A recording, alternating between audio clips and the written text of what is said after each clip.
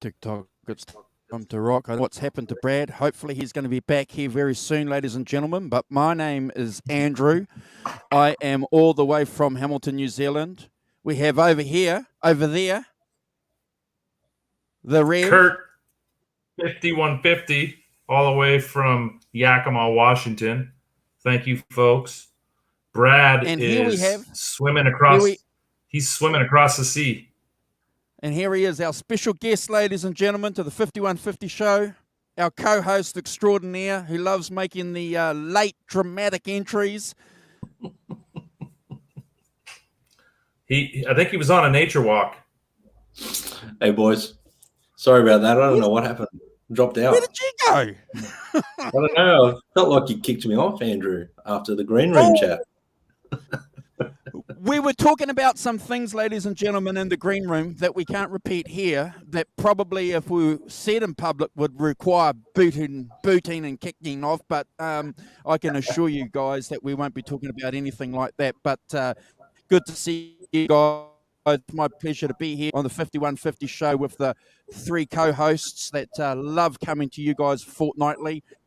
I'm looking forward to the Rev doing part 2 with us. We've got some great things to talk about. He's been deep diving. We're going to play that video. We're going to play a Rev video because we requests for that, so we have to do that.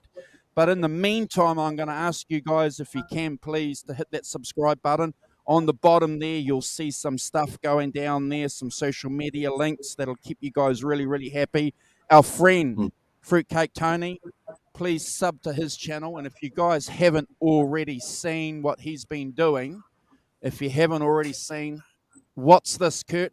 What's this? What's this? What's Kurt? Where is it, Kurt?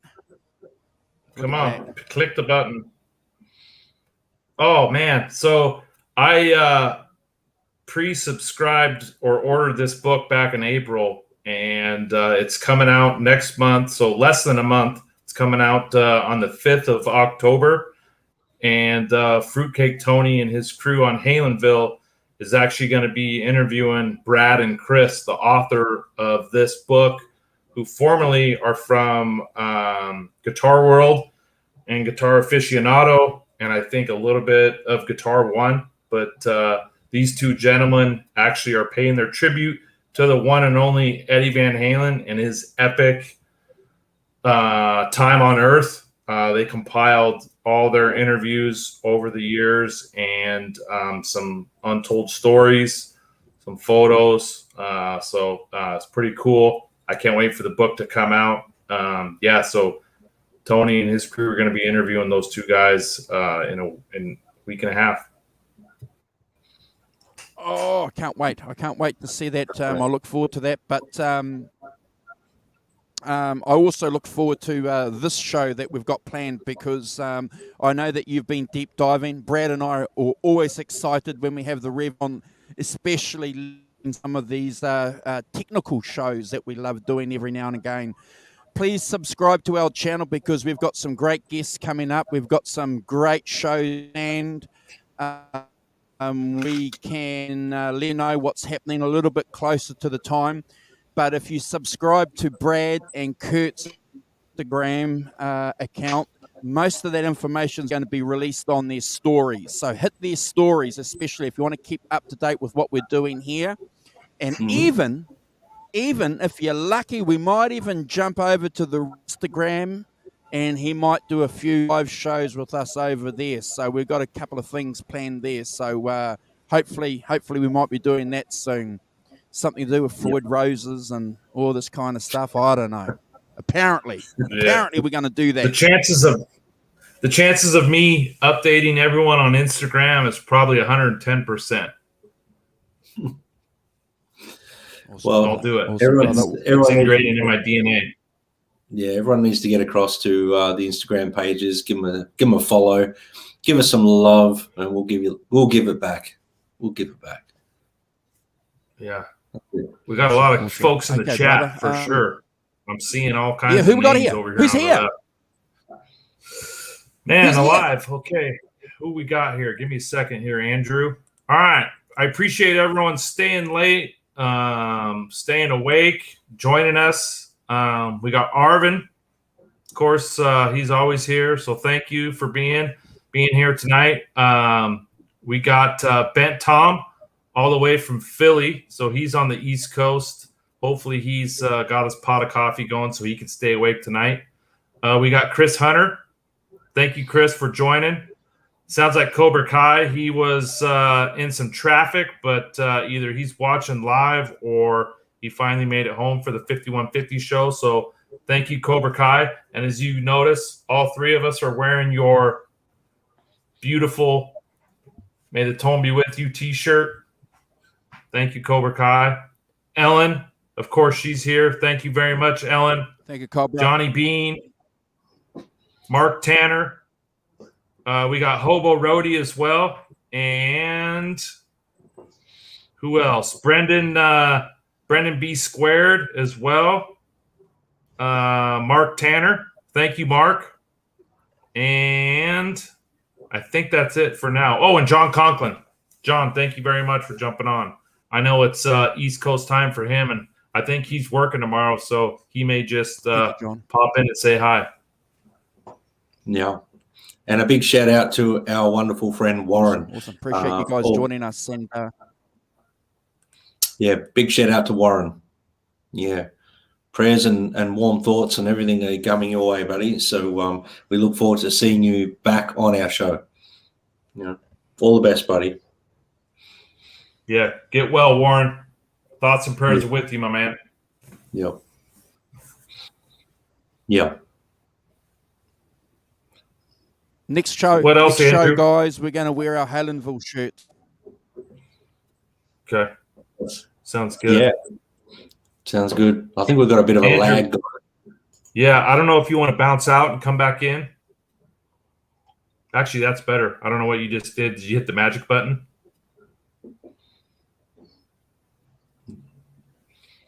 No. No, I think something's wrong. Let's carry on. Andrew, I don't know if you can hear us. Yep, carry on with the show, brother. All right. Yeah, I can hear you. Okay, cool. So yeah, we're hitting 2.0 right here, right now. Kurt's been slaving and grinding and trying to find out all the deep dive stuff that you guys asked. So we're looking forward to diving into this one. Can't wait.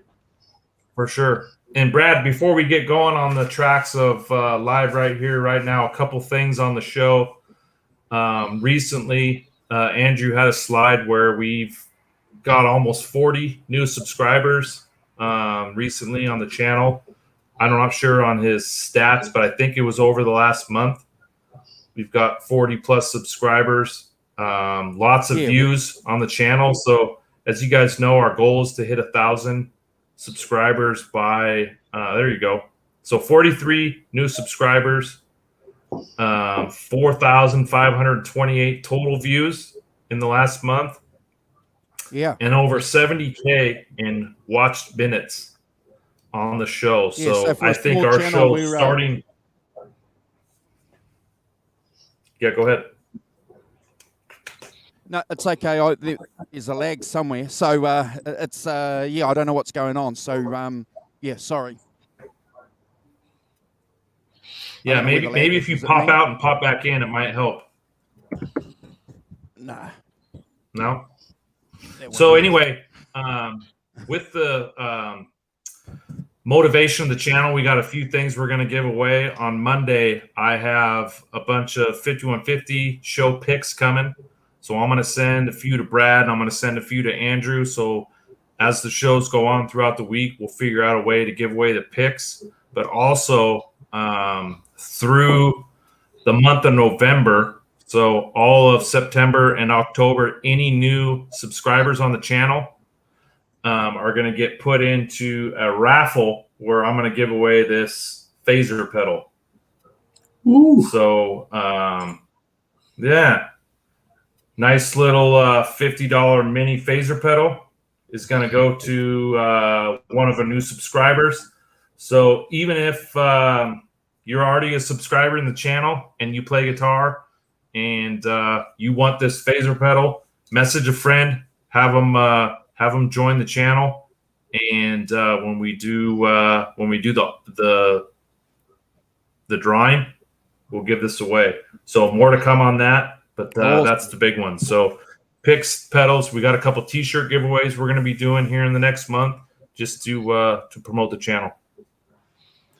Yeah, so the secret to getting all this kind of information out, guys, is we've got to get 700 subscribers, and that's not we're not too far away from that, and so we really appreciate your support in doing that. And if you guys check out the Rev's Instagram account, because he'll keep you up to date with what he's going to be doing with the channel here. That's really important too. Yeah, Kurt's got a good little community going on Instagram. You got to join in. Yep, you'll get up to date on what's going on, especially here in the States with the time difference. So for sure, do whatever we can to keep you guys in tune with what's going on. Now, Kurt, can I enter that draw to get that phase pedal or not? No, you're not eligible to win. Damn it. But you can persuade a couple friends if you want to join the channel. And you can do whatever you want behind the scenes, but that's not up to me.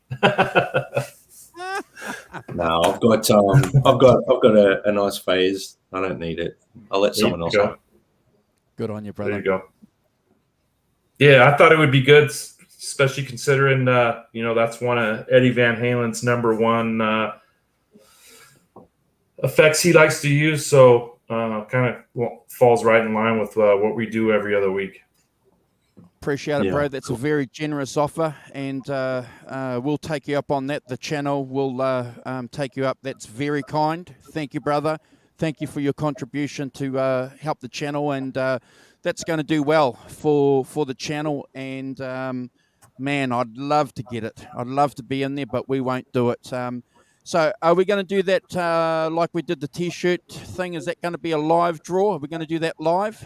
Is that something we'll do live? You got to be in the chat.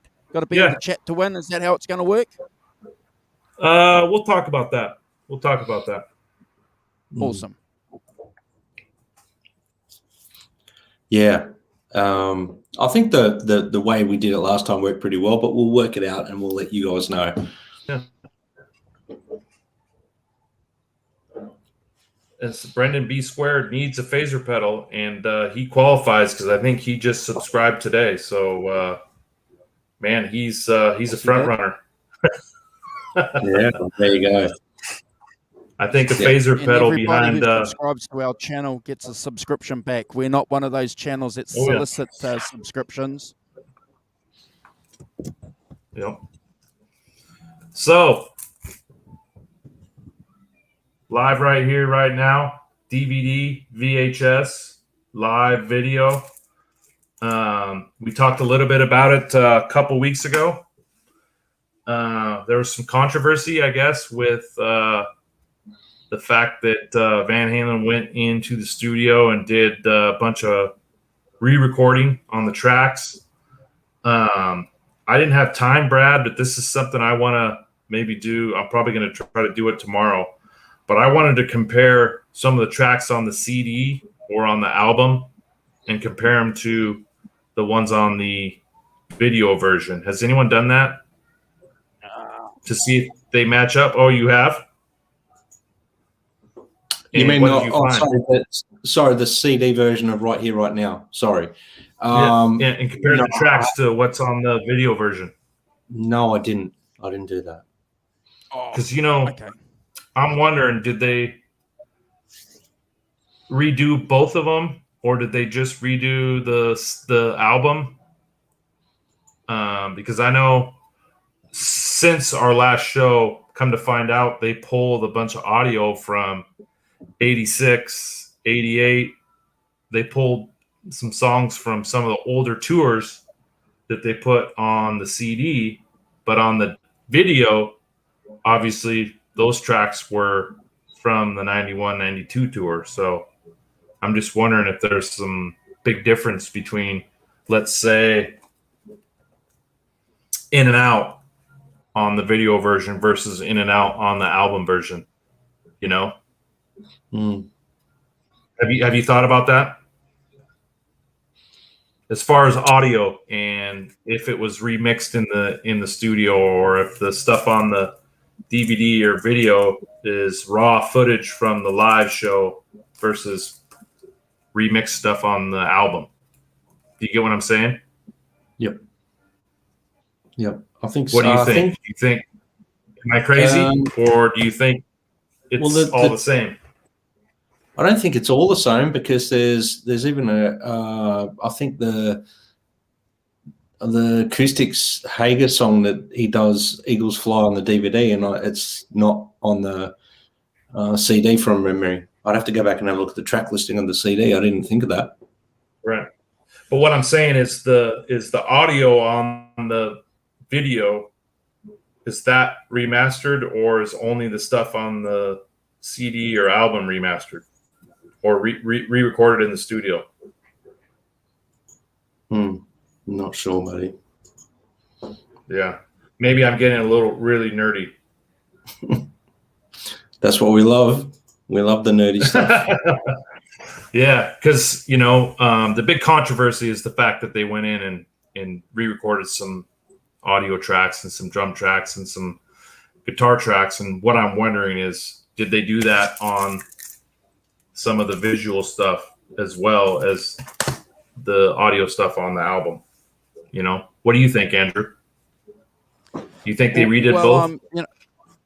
There's a couple of comments in the chat saying that it's all been redone, but in preparation for the show today, I've gone through some of those early guitar magazines, and I picked up a pile of them not long ago, and every single article said that this is Van Halen, untouched, quintessential party Van Halen on DVD or VHS for you, Andy Johns, etc. So that just triggered my memory for me, because that's exactly what I thought at the time, and we've discussed this before, guys, haven't we? That this is just something that we thought was great, was fantastic, and it wasn't until years later where we started getting the truth, that they were all redone.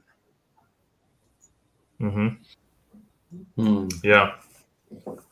Well, I'm gonna go through and listen. I'll put the CD in, and then I'll listen along with the DVD and see if some of the tracks are the same. Because I'm sure it was a different process as to far as what they put on, the audio video versus the audio on an album. But probably, but I wouldn't know that. But I think you've hit the nail on the head. There's a different technology, different little things happening, bro, on different formats.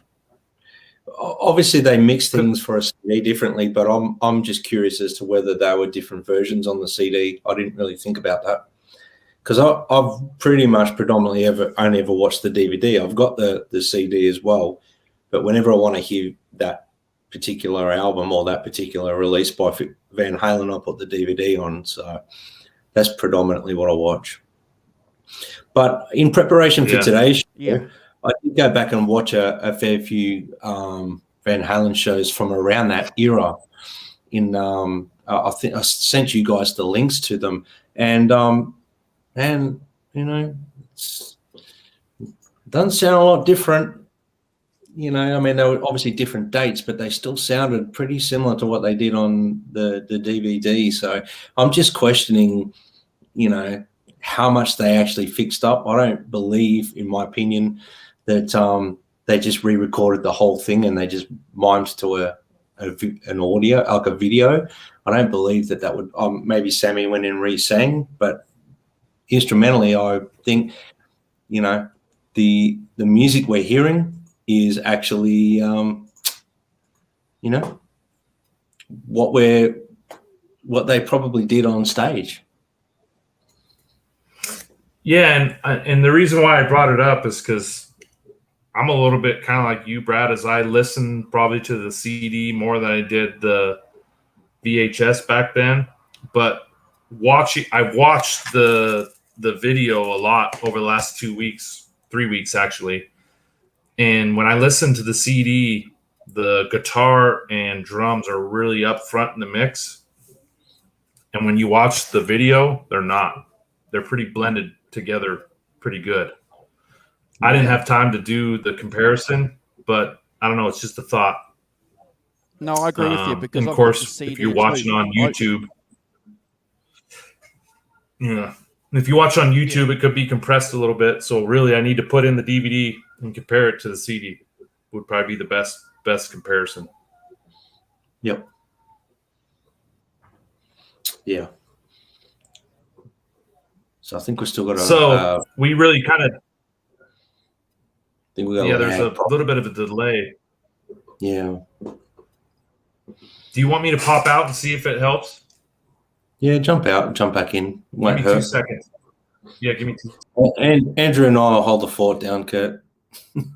So I've got the CD too, and I've been listening to the CD for a couple of years, but I listen to it in my van, and I can't hear any difference. So I might just do that too over the next couple of days. Just do a bit of an A/B test myself between the CD and the VHS DVD. But most of my history has been with the VHS DVD, if that makes any sense. Yeah. Mm-hmm. I think that's a little bit better. Awesome. Your picture quality's got to be better, bro. So it probably was. Okay. So anyway, we did a deep dive onto the actual, I guess, live recording and the whole process going into why they did this recording. And I thought I would talk a little bit more about the live performance itself. So, Of course, we all know that this was a live recording of the 1991-92 For Unlawful Carnal Knowledge Tour. One cool thing is there was a lot of firsts in this tour. Just looking back at a lot of this stuff. It was the first time since '82 that Eddie didn't play keyboards live. So that was the first.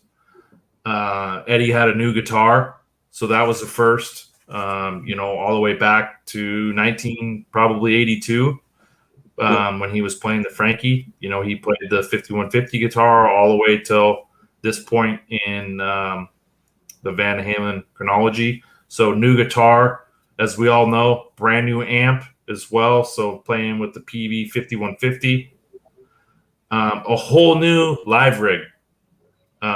If you guys watch the behind the scenes MTV special with Van Halen, Sammy Hagar talks about new stage, new PA system, completely new lighting.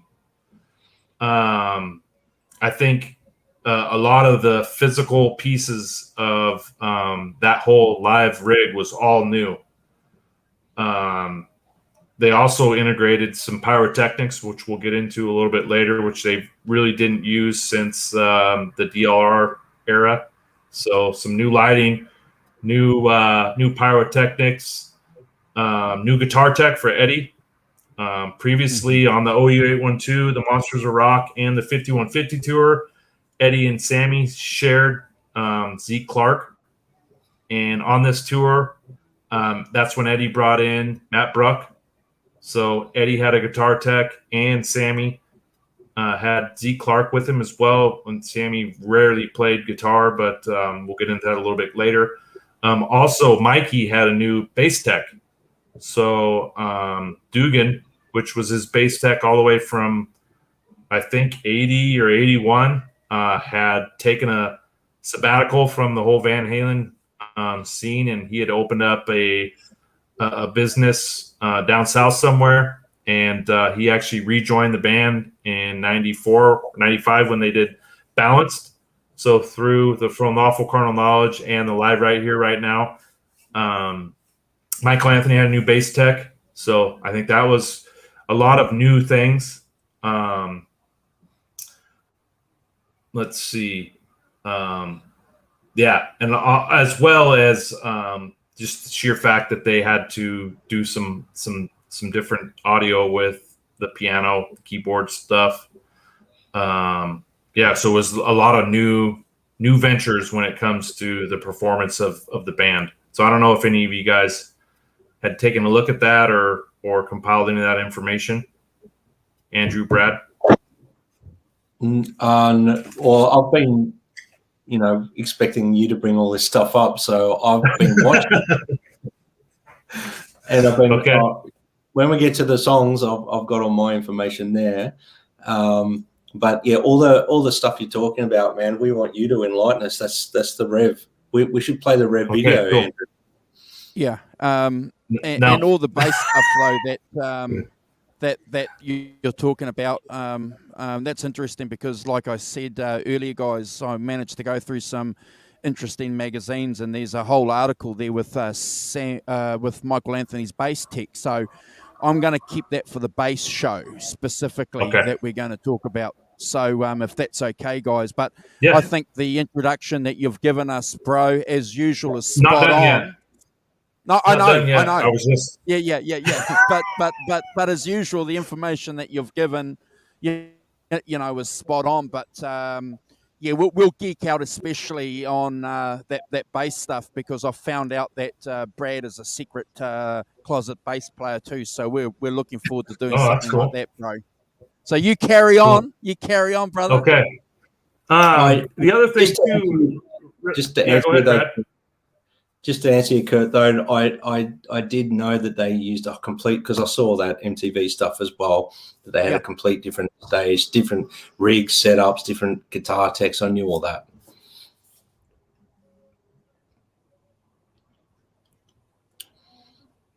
Cool. All right. The other thing, too, is this is the longest the band had actually had a time where they weren't on tour. They did the studio album tour, and there was actually a year where they didn't do anything. So they had 1 year off. They redid the studio, put in a new console, put in a new drum room, abandoned. Am I breaking up again? You're there. Am I breaking? You're there, though. You're there. Okay. You're fine. A little bit sketchy. Let me know. Yeah. Just give me a thumbs down. Give me a thumbs down if I need to break out again. New drum room, new producer, new engineer. So I think it was a lot of new stuff for the band at this point. That's why I think this is a little bit different than what they had been used to with all the old years with David Lee Roth and the first 3 years with Sammy. So they actually also jumped on this tour a little bit late. It was not their normal where they would jump in and hit the road in February or March time. So they hit the road a little bit late. 110 shows they did all across the United States. They didn't go out of the state. So they kind of stuck with a U.S. tour. I think genre-wise, they were right at a tipping point in the century where the hard rock, heavy metal scene was making a shift. But this album was #1 in the rock charts, which a lot of people may have forgotten that From Lawful Carnal Knowledge was #1 in the Billboard rock charts. #1 on the metal charts was Metallica, the Black Album, which is very epic for the Metallica fans. And #1 on the alternative charts was Nirvana, Nevermind. Wow. So if you think about all three of those bands, that's a pretty heavy hitting genre in the rock and roll scene. Yeah. Red Hot Chili Peppers, REM, Bon Jovi, Guns N' Roses, U2, Jane's Addiction, Smashing Pumpkins, Soundgarden. Those were all really hot bands at that time when Van Halen was hitting the road promoting this album. So they were really up against a lot of, I guess, shifting the guard, we'll call it, in the music industry. And I think it was Sammy's idea to take Alice in Chains on tour with him, which was a good move because either Sammy or Ed Leffler saw the fact that this alternative change was happening, and good for them for grabbing Alice in Chains and bringing them along with them. I think a lot of the bands, if you look at Guns N' Roses and Motley Crue and Aerosmith, they kind of shied away from the alternative scene, and Van Halen embraced it and said, hey, we're not afraid of these guys. Let's bring them on tour with us. Yeah, and help them because we're probably going to need their help in the future. That is true. So, yeah. And then, of course, in 93, they did the Live Here Right Now, pretty much the same setup, same stage. Alex's drum kit might have been a little bit different, which we'll get into because I have some pictures. But they only did a 60 show set on the Live Right Here Right Now tour. But they started off in the UK after they did their live show at the Whiskey A Go-Go. And this was the first time that Van Halen with Sammy Hagar went to Europe. Believe it or not, they didn't do any stints in Europe with Sammy. So they probably owed them a stint in the UK. And the set list was a lot different from 91 and 92. But a lot of this stuff was recorded. Most of it was recorded from 91, 92.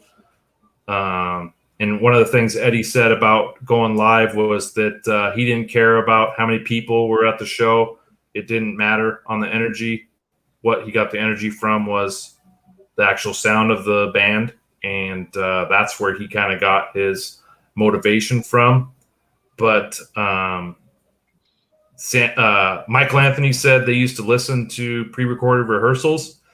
And when they would pick the set list, they would listen to those songs on the pre-recorded tape. And that would get them fired up for the show the day of. That was kind of cool, too, to hear that. Yeah. Didn't know that. Yeah. So, Andrew, I have a few pictures if you want me to. I got a few pictures if you want to go through the pictures, or do you guys want to talk about the tour before we hit the tracks? Let's look at the pictures. Oh, okay. Yeah. We love pictures, but there's a question there. Is that something you want to answer now, or do you want to answer later on? All right. Who's it from? Chris Hunter. Was the first tour with the 50? Yes, the 5150 amp. Yeah. Yep. He used the 5150 amps, and he used the. Okay, here we go.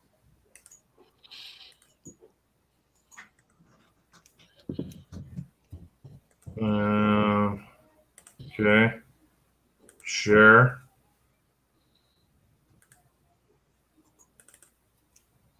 Let me know when you guys see the photos. Yep. You see it? Okay. So I'll just kind of talk through these as we go through. Andrew, you let me know if I need to zoom in. This is a picture of Eddie's Ernieball MusicMan. As you guys heard me talk earlier, this is the first tour with this guitar. We talked a little bit about it on the last show, so if you guys haven't watched that show, go back and watch it. But this is Eddie sitting on the drum riser, and he's got the pound cake drill there to the left of him, which I thought it was a pretty cool picture. You can barely see the 5150 heads, but it had been a while, I think, since he had a wall of amps and cabinets behind him like this. Wow. There we go. So there's the 5150 heads. I know Brad's got some, either Brad or I think Andrew's got some stuff on some of the Bradshaw system and the harmonizers that he used on this tour. But really on this one, I wanted to kind of show the foot pedal. He's got some foot switches there. It looks like he's got a whammy. Of course, his wah. I'm not sure what brand of wah that is. But obviously this is pre EVH Dunlop wah, right? Yep, definitely. Yeah, so that's a good pick of his live rig. I got a few of them here. Here's Alex's drum set. One of the things we talked about, I think, last time in the last show. This is the smallest drum set that Alex had toured with since the original tour in '78. Correct. OU812 Monsters of Rock tour. He had 3 drum sets connected together. It was up on this huge platform that spun around 360 degrees. And this was actually a pretty moderate 2 bass drum, pretty simple set, which I have a breakdown here, which we'll get to. But he actually liked the fact that this drum kit was smaller, and he didn't have too much to choose from, and he could actually see the band and he could see the crowd from his kit, which I thought was kind of cool, because sometimes you think these drummers want the biggest and baddest, but actually when you get something that's a little bit smaller, they appreciate it a little bit more. So this photo right here really kind of shows you what he was dealing with. Really nothing spectacular. He's got mics all around it, but a pretty simple kit, right? Pretty back to basics. Yeah, very much. I'll tell you, it sounded amazing. Pretty much in alignment with a lot of his heroes' style of kits. Yeah. So I don't know. I thought that was. I know we're going to try to do a show on Alex Van Halen here in the future, which we'll really deep dive into some of his kits. But here's a cool one. I don't know if you guys have seen this before. This is a breakdown of his setup. So, Brad, can you see this? Yes, I'm just trying to expand my picture so I can get a deep dive into it. Oh, yes. Yep. Okay, so number 10, which is the pink octagon, is one Simmons pad, which is different because he was running 3 to 5, 6 different pads in the past. One cowbell, 2 toms, 2 floor toms, 2 bass drums, and then his snare, really, and then the rest are cymbals. Pretty crazy. Yeah. It's a very it's an elaborate style of kit compared to his heroes, but it's pretty close to some of his heroes' style of kit as well. Yeah. It's a great setup. And there he is. Small kit for Alex Van Halen, large kit for all other drummers. Makes good sense. Yeah, I think you're right. Andrew. So there's one him peeking over the cymbals there to say hi to everyone. Thought that was too good to not include in this. Here's a picture of Eddie and Michael jumping off the drum riser. Is that a mic? Love that. Yeah, it must be a mic. That's either a mic or it looks like a female doll on his bass drum. No, it's he's doing high jumps. No, look at the bass drum. Oh, yeah, I can see what you mean. I think it's a female. Yeah, I think it's something probably someone threw up on stage. Yeah, some of you nerds, the 5150 sticker on the Ernieball. Yeah, sorry. Go ahead, Brad. I was just going to say, I think that was on his drum skin, the front, the kick skin head. Oh, it was? That was, yeah. Okay. The 5150 stickers on the Ernieball Musicman didn't come until late 93 and all through Balance era. So this must have been the Live Right Here Right Now tour photo. I don't know how that got in here, but that's a shout out. If you guys want to go back to our channel, we did a midweek show on the Ernieball Musicman. You deliberately put that in. Yeah. This is a good one. Eddie standing on one of the monitors with his number one. I sent Brad a little snippet of an interview. Brad, do you remember what he said about that guitar? Oh, yeah. Yes, I got goosebumps reading that one. Sweat. Spit, piss, blood, and sweat, right? Yeah, everything you can think of. Yeah. That's a good one right there. In Fresno, when they recorded the live show. Yep. Yep. Here's another one of the sound system. Not sure exactly what some of this stuff is. It's a little blurry. Yeah.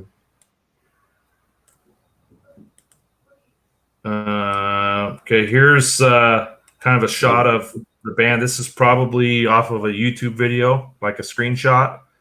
But I thought I would throw it in here because it shows the stacks.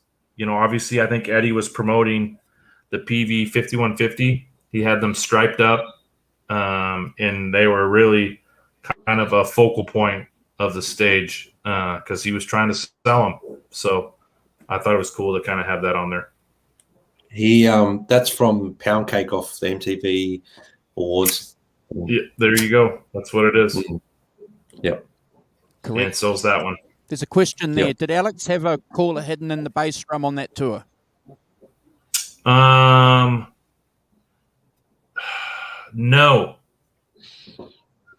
That was OU812, I think. And I've seen that picture with the cooler. I think you're correct. Yeah. There's another Pound Cake video.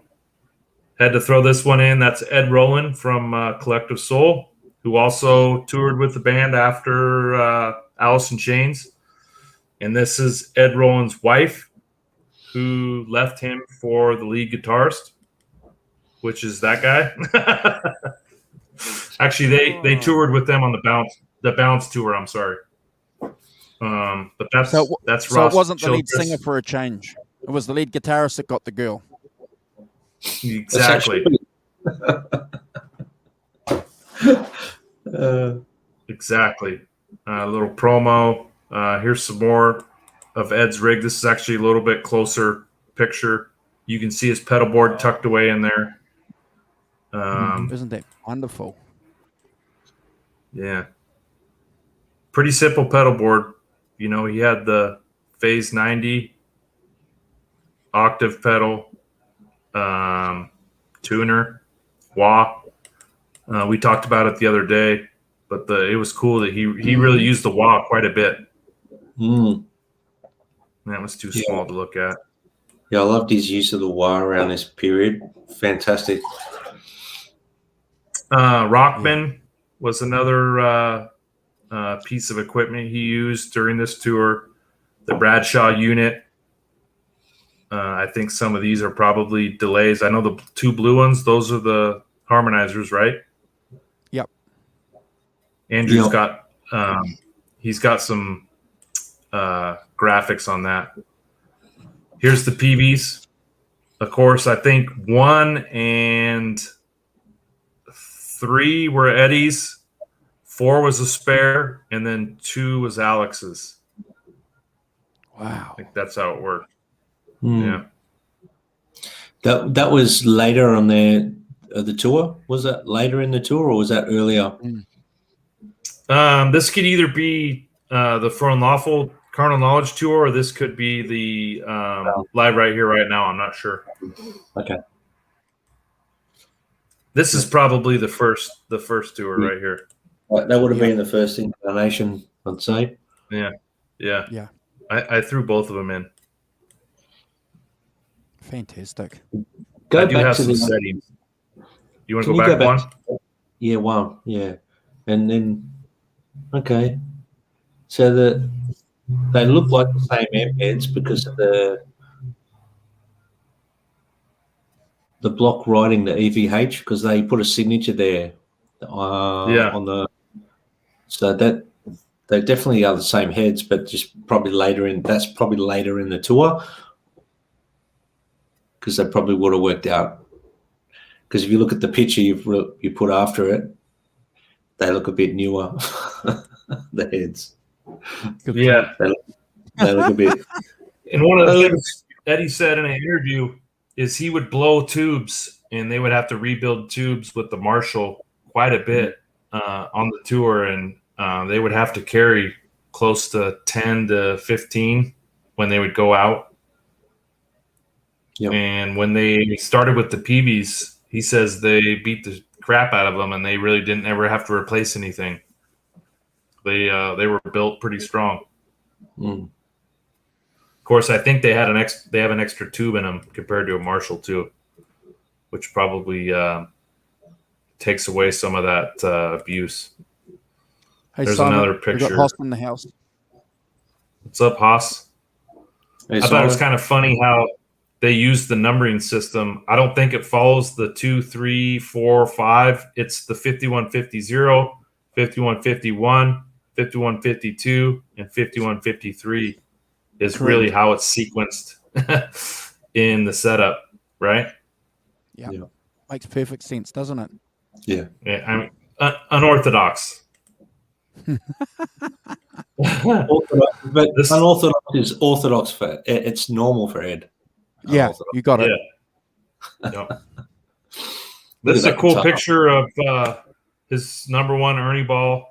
I'm not sure if this is at an AM show or where it's at, because he has a Fender practice amp back there. But there's a couple cool pics that I had to kind of throw in here to just highlight the era. I mean, you guys to pick up. Yeah, beautiful guitar. Hmm.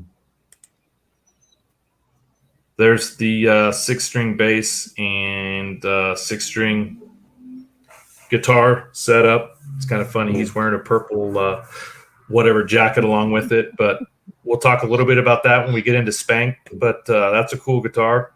Yeah, the top one there, from my understanding, is like a baritone guitar. So it's like a baritone, and the bottom one was the standard 6-string. That was my understanding. So Eddie, in an interview, he said the top one's a hollow body, 6-string bass, and the bottom one is a regular Ernieball basswood guitar. I'll take Ed's word for it. I'll send you the video, Brad. Yeah. Because I think I've seen it on the album. He used the Dana Electro 6-string bass. Right. Okay. And so they're kind of reenacting that sound, but it does. It looks like a baritone guitar, especially with the lipstick pickups. Mm. Here's his live setup. Those are all for show, as you guys know. They power them up so the lights pop on stage, but as you guys know, the amps are backstage with the tech. Yeah, it does. It's all for show. As you guys know, I spent some time with Tom Weber. Yeah. What's that? I said I would have hated to have been a roadie for Van Halen at that particular time. I know. Lugging up those heads. Those heads are very heavy. They're very heavy heads. Yeah. And I'm sure the cabinets had casters on them, but you probably had to take them off when you stack them, right? I dare say so, yeah. Yeah. But the gentleman that hooked me up with Tom Weber back in June, he owns one of these heads and one of these cabinets that he bought in an auction from this tour. Wow. So privately in a chat, I'll send you guys a photo of him standing next to him. Wow. Nice. Yeah. Here's Eddie with Steve Lukather. As you guys know, Steve was a pivotal part of putting together this Ernieball Musicman. So another plug, go back and watch that show. This is Eddie, probably 94, maybe, judging by his hair. This is a giveaway at the Hard Rock Cafe, one of his red Musicmans. Here's a couple promos. This one's, of course, Glenn LaFerman took these photos, but I thought it was a cool shot of him and Alex and the famous #1 Musicman. There's the two of them being peachy, loving each other. Who's taller? I think Alex is taller. Yeah. Oh, yeah. Yeah. Yeah, older brother. This is outside of the studio for the Pound Cake video. This guy must be a roadie or someone that was helping him bring in equipment for that video. So that's pretty cool. Mm-hmm. Has a great shot at Ed live. There's another one of Ed. I think that's maybe Nam. Someone in the chat might know. I remember where it's from. There's a picture where he's wearing an Ernieball hat later on in the show. That's what that's from. Looks like it's Michael Anthony on bass, though, so I'm not sure it's Nam. Yeah. Could be. Some sort of promo. Hmm. They're in a small venue there. Look at that fretboard. What's that? The fretboard on the guitar. All right, so pretty worn in too. Yeah. This is a cool one. As you guys know, he went through 2 of these drills, and then eventually both of them were stolen. And I think Michael Smith lent him one for the Balance Tour. But it says, drill, do not effing take. There was a spot right on either one of Eddie's heads or a spot on the drum riser where this went. But what's cool is if you guys know back in the 90s, the Makita drills, I know Cobra Kai was in here in the chat earlier. He built one of these, but you can see the paint coming off. And apparently Eddie was really rough with this thing, and he would use it for the 2 parts in Pound Cake and then would literally just throw it down on the drum riser. Really didn't treat it gingerly. And as you can see, they had to tape the bottom of this thing to probably keep the battery in. Yep. But that's a pretty cool pick. There's Eddie and Michael with Vince Neil's band. This is 93 tour.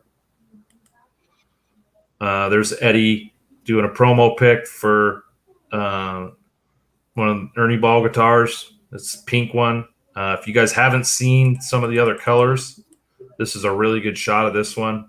And this thing looks like he's been playing it. It looks pretty worn down. Mm-hmm. Apparently, they gave him 20 guitars on the first run before they start selling them to the public. So he got the first 20. Wow. And I read an interview before he signed with Ernieball. He actually asked them just to make him 20 guitars, and they said, if we're going to make you a guitar, we want to make them available for the public. And so then he signed the deal with them.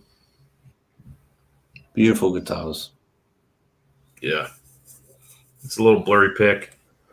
Man, this is one of my favorites. 5150 Studios.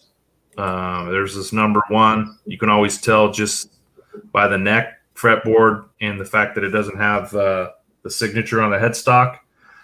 But Brad you'll geek out on this. Just kind of cool. The 5150 heads and 1, 2, 3, 4, 5, 6, 7 cabinets sitting there in the studio. Like, what's he using all those cabs for? You know, unless he's micing different stuff and moving stuff around or testing different things, but kind of cool. Yeah, it's, I dare say it could be part storage, part for a reason. Who knows?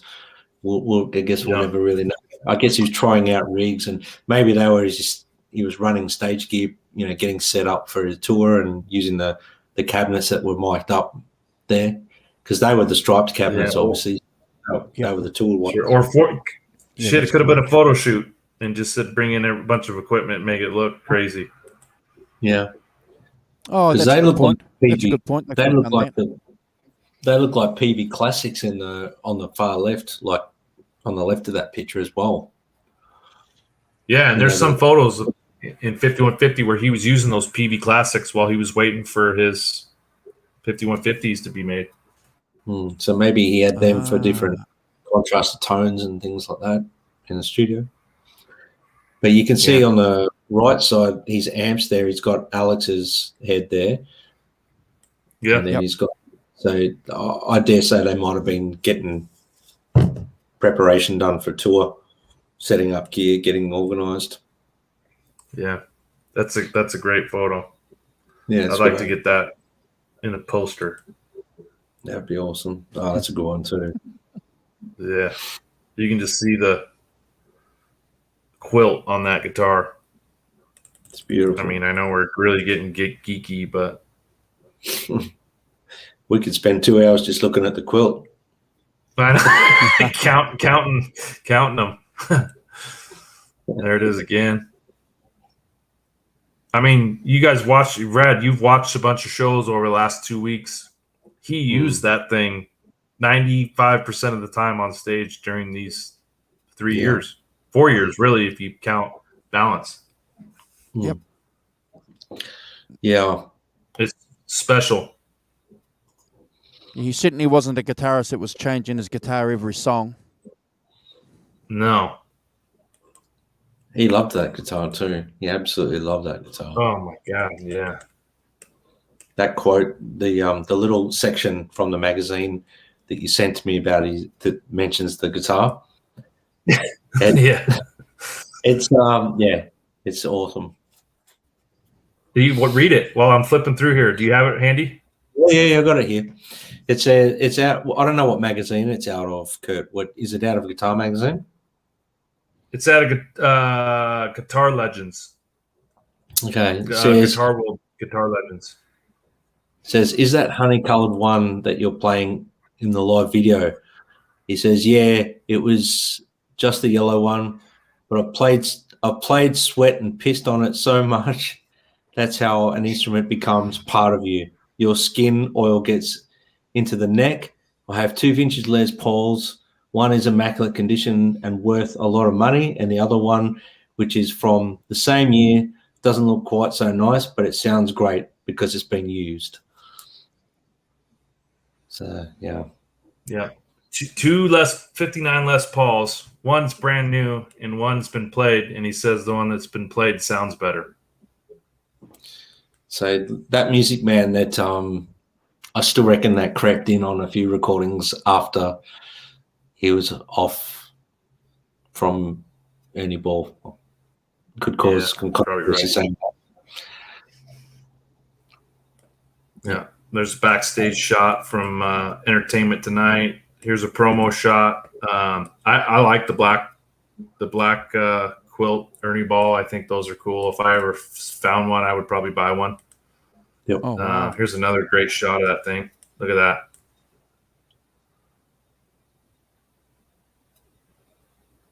Yeah. All right, almost done here. Another great shot. Jam. Here's some prominent advertisements from back in the day. I'll just read through this real quick. Joe Satriani, Bob Rock, Brad Whitford from Aerosmith, Dan Huff, Dweezil Zappa, Jerry Cantrell, Andy Timmons, Baby Animals, Brad's Buddies, Leonard Skinner, Richie Sambora, Steve Ferris, Steve Brown, Ted Nugent, Tommy Burns, and Adrian Vanberg. Pretty dominant crew there. Those are all people that had used those amps. There's another one. There's I think this was MTV Music Awards when they got greatest video. It's right here, right now, backstage. Here's another one. I think this was behind backstage after a show. This is Grammys in that, or American Music Awards. Sorry. I mean, the band they were on fire in that 3-year time frame. They really were. Mm.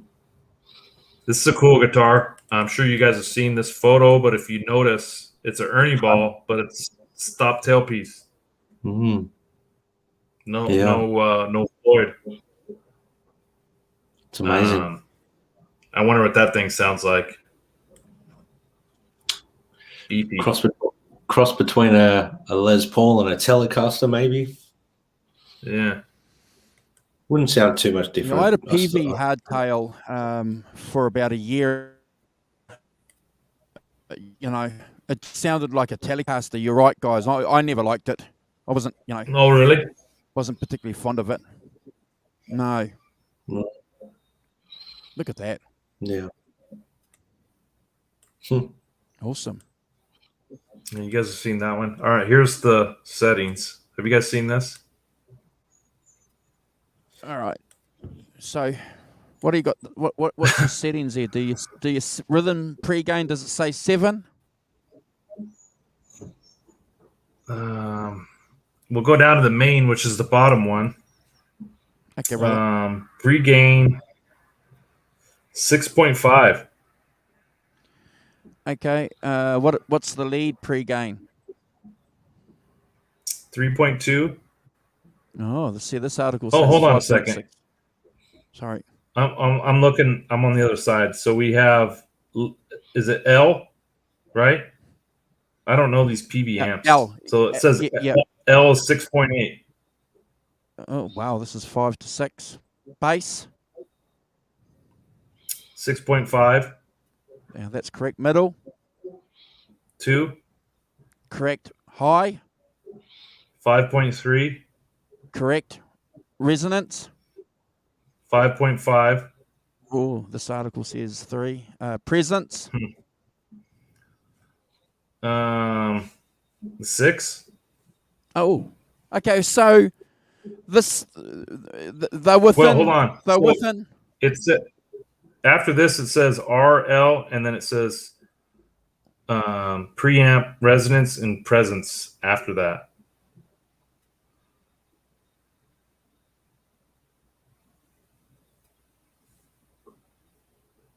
Okay. No, I'm not sure what that says on this article here. It's just got pre-gain, rhythm, lead, and then obviously. Rhythm's 5.5, lead 6. Oh, okay. Well, there. Yeah. Okay. Well, that's spot on. So it's good to know then that the authors that were writing these articles around that same time were actually going up, looking at the rigs and getting that correct. Yeah. And the thing is, and Brad, you could probably contest to this too, is indoor show is going to be a little bit different than an outdoor show. Yeah. 100%. Yeah. The size of the venue versus a smaller venue, things like that, right? Yeah. These would have been the settings when they first walk in. They would have dialed them up and then tweaked them according to the venue. Yep. That would be my take on it. Yeah. There's him being peachy. Of course, we've all seen that. The reason I threw this in is just because this From All for Carnal Knowledge album had all 3 of these amps in it. Mm-hmm. The Bounce album had 2 of the 3. There's Ed with Sweat. This is a good purple one. these photos have been doctored up a little bit with some filters, but wow. There's a picture of a bunch of the different colors. That's someone's lucky collection there. Jeez. Yeah. I know you're looking at those honey burst. You got it. All right, here's a couple live shots from the MTV just to show his stage setup. Wow.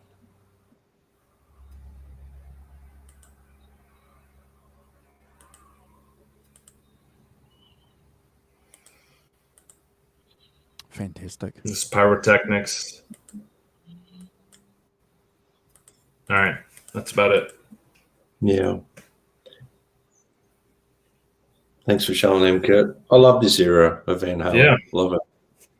Yeah, me too. It's one of my favourite eras. As usual, we're lucky to have the Rev go through and give us some background information on some keen and important photos. Rev, I one thing that really sticks out for me on those photos, guys, is I like it when I see Eddie with a bit of weight on him. He looks good. He looks good when he's got a bit of weight. He looks healthy. I love that. I love that about him during this era. You know, he's seems to be on top of his game. Yeah. He always looked healthier with a little bit of weight on and a little bit happier, a little bit chubbier in the cheeks and, you know. Baby weight. Awesome. We've got a couple of new cats that have joined us in the chat while you were doing that, Rev. We've got Mike as himself here, Chris Hunter. Hoss is saying this is great, Kurt. So he's been sitting back enjoying you go through the photos. Look, anyone can flick through the photos, but the great thing about our show, ladies and gentlemen, is that we have the Rev here, and he can tell you the date, he can tell you the time, he can tell you just about everything about the photos. Yeah, we're pretty lucky. We can sit here and go, oh, wow, that's great. Thank you, Rev. We always appreciate that. Your knowledge is amazing. Yeah. Thank you, man. Well, anything else you guys want to chime in about before we get into the first track on side 2? Are you guys good? Let's get into it. I just want to ask one question. I'm keen for us to go back and maybe do an A/B ourselves and come back and talk about this a little bit later about the sound qualities, because between the CDs and the recordings, and maybe work out something from there. I'll be keen, because I'm thinking a little bit about what Brad earlier. It's got me interested in it, because I'm half deaf anyway because of my job, so I can't hear a lot of the differences, because I don't listen to this through headphones. I've been listening to it, in my van, while I'm driving. So we always try and talk about listening to music through headphones when we do the Sunday show, but maybe I need to do that with this, go and listen to it with headphones. Yeah. Sounds like a good idea. We'll do the homework and report back in 2 weeks, I think. Well, I think you might be onto something, guys. I just want to mention before we go into these songs, the rest of the songs, I've been doing, like I said at the start of the show, a bit of homework, watching a lot of the gigs from around the same era that are up on YouTube. There was one in particular, and I'm just trying to find the exact one.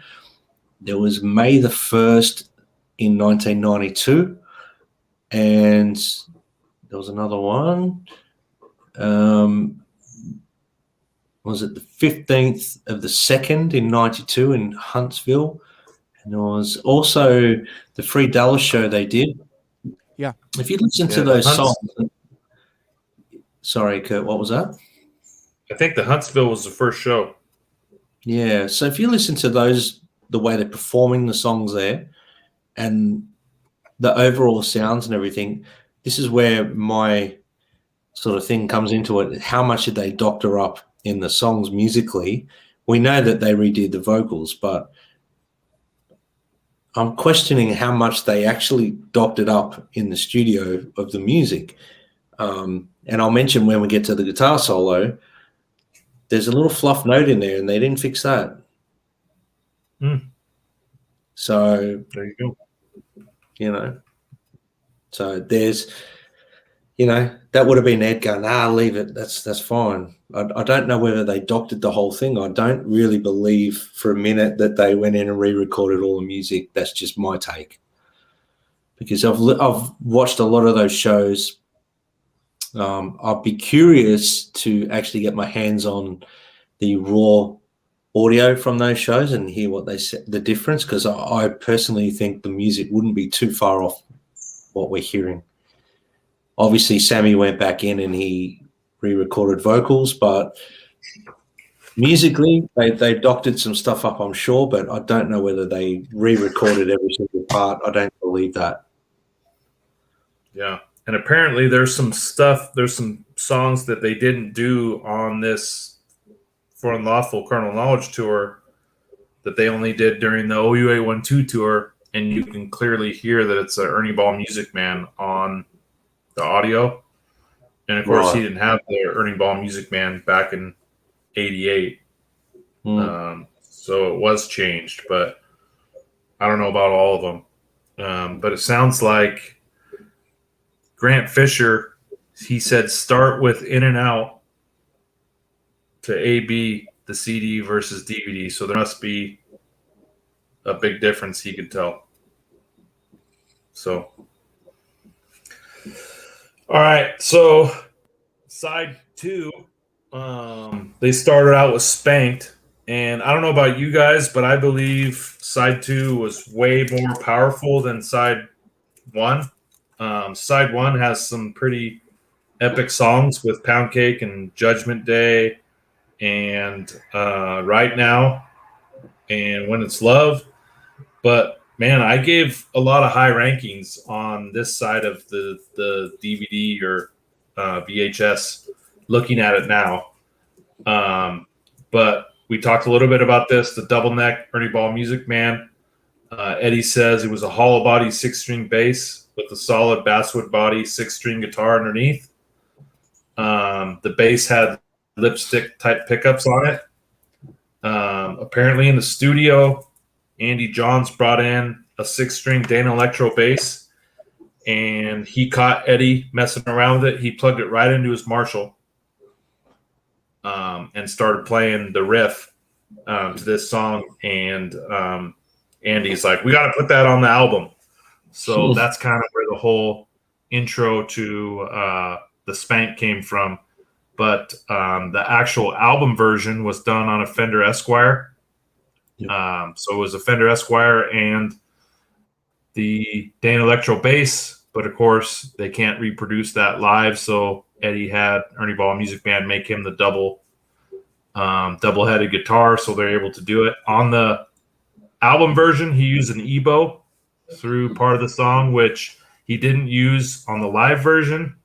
But I don't know about you, Brad.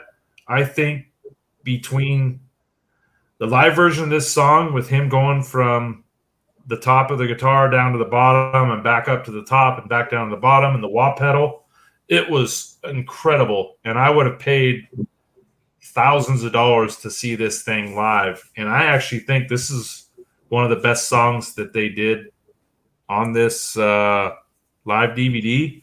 It really sounded powerful. The band looked and it sounded great. Eddie with the double neck guitar looked good up on stage. For a 4-piece band to get the guitars to kind of get those noises and sounds out of what he was doing, switching from one to the next, I think was awesome. Sammy, he started off the song with the shirt off. And, of course, I think it was recorded in 2 nights. So part of the song he had a shirt on, and the other part he had a shirt off. But if any of you guys read the Sammy Red book, you know what he was doing backstage in between songs, but we won't talk about it. But he rarely was out there with his shirt off. So my inkling is that this song was probably either after a guitar solo or after a bass solo or after a drum solo because he was backstage probably doing what he wasn't supposed to be doing. But later they removed this song from the set list. They didn't do it in '93 because Eddie had problems with his wireless system as he switched back from the top bass to the bottom guitar. And if you look at 5150 pictures of this guitar sitting in the studio, he actually has tape over the toggle switch that switches the two. So I think eventually he just cut off the guitar part and only used the bass later on in recording or whatever. But I know that's a lot of word vomit, but I give it a 9 out of 10. Great song. Awesome. I absolutely love the look of that guitar, that Ernieball. Was there only one made, Kurt? There was two. He had a red one too. Right. Okay. Because that's just a beautiful, beautiful weapon, that thing. I mean, I love the way you highlighted that, Kurt, how he swaps between the guitar, the necks, the wah pedal. It's like he's a technician. There you go. The purple and the red one. Yeah, he's like a technician, the way he works those things on stage between the wah pedal, the pedals. And I love how he actually activates the pedals himself. Like, he's doing a lot of it himself. He's not relying on a guitar tech to do it for him, which was something quite unique for that period as well. I love the wah pedal in the song. I love the bass playing in the song. I love the groove by Alex. He just has a natural swing that we want to highlight on our show a lot. He's such an amazing drummer. I love the singing. The BVs are fantastic. Look, I've always loved this song on Carnal Knowledge. Everyone knows by now that Carnal Knowledge is probably one of my favorite Van Halen records. It's a super tough riff. I'm not going to rank it any less than 10 out of 10. Never a skip. One thing I forgot, someone threw a license plate on stage that said spanked on the video, and Sammy grabs it and acts like he's spanking someone with a paddle. I forgot that. It was in my notes. Just kind of some visual stuff that you wouldn't get if you were listening to the CD. Yep, true. Andrew. Yeah, great song, man. Yeah, the balance that you get with the image of Eddie playing that double neck guitar with Jimmy Page in mind, it's like a left and a right, vision for me. If you're a fan of rock music, and I remember thinking that straight away when I saw Eddie play this thing. I thought, wow, it's like Jimmy Page kind of thing. And I mean that respectfully, no disrespect to Eddie, because obviously he was doing his own thing with that guitar. Brad's hit the nail on the head. He's doing everything himself, which is remarkable for that time. And the fact that he's doing that while he's playing and listening and then smiling and being Eddie Van Halen just goes to show how complete he is as a musician, but also an entertainer. We all love on this show, we love the Sammy albums, and I'm with you behind Brad too. I'm not going to give this anything less than a 10. I love the song. 10 out of 10. Awesome. Cool. Awesome. I'm glad we're all on the same page there. Yeah. Hey, Brooks. All right, run around. I mean, another epic song on this album. Eddie switches back to his old faithful guitar. Really, on this DVD, that's the only switch out he does, right? Other than the red one. So there must have been a broken string or something. But I don't know. For me, it just says something about the way he plays that outside of Alex doing his drum solo or Sammy doing his solo or Michael doing a solo, really the only thing he needs is guitar tech to do is make sure that it's in tune. He doesn't need to switch to anything else. Yep. Which we'll get into a couple songs where I think they didn't tune down because he was using that guitar and Sammy may have struggled a little bit, but after this song gets going, you'll notice in the video that Eddie has a fresh lit cigarette on the headstock. So that must have been one of the things with his guitar tech is, hey, when you bring me a new guitar, make sure there's a lit cigarette on there so I can get my nicotine fix. So you'll notice as you go on through this DVD, whenever he has a fresh lit cigarette, it's either after a solo or after he had switched guitars. So that's kind of a little nerdy thing to look at. But during this song, the band is having a blast. They're all over the stage, bouncing around. The guitar sound on this song is really up front in the mix, kind of like I talked about a little bit earlier. The band is really embracing the fans. The lights are going crazy, kind of with the runaround theme. As you guys know, if you watch that behind the scenes MTV special, I think both Michael and Sammy talk about the fresh, brand new lights that they have for this tour, and the fact that the lights don't really necessarily highlight each individual person. It's more of a highlight of the whole extravaganza. So if you can see all the lights are going crazy and they're kind of going around with the music, the band is getting the crowd to sing along with the round and round and round. So I really like the fact that they're kind of embracing the people out in the crowd. Eddie is doing some unbelievable stuff with the wah. He has two solos in this song, kind of the pre-solo and the real solo. And I love how he's just going up and down the neck and hitting the wah pedal, which I think is really cool because he didn't do that really at all. Other than I think Cobble Wobble was the only time he used the wah pedal. I think through his whole career. So I'm a fan of the wah. I know Brad is too. And so is Andrew because he has one right behind him there, the EVH one. But great stage presence.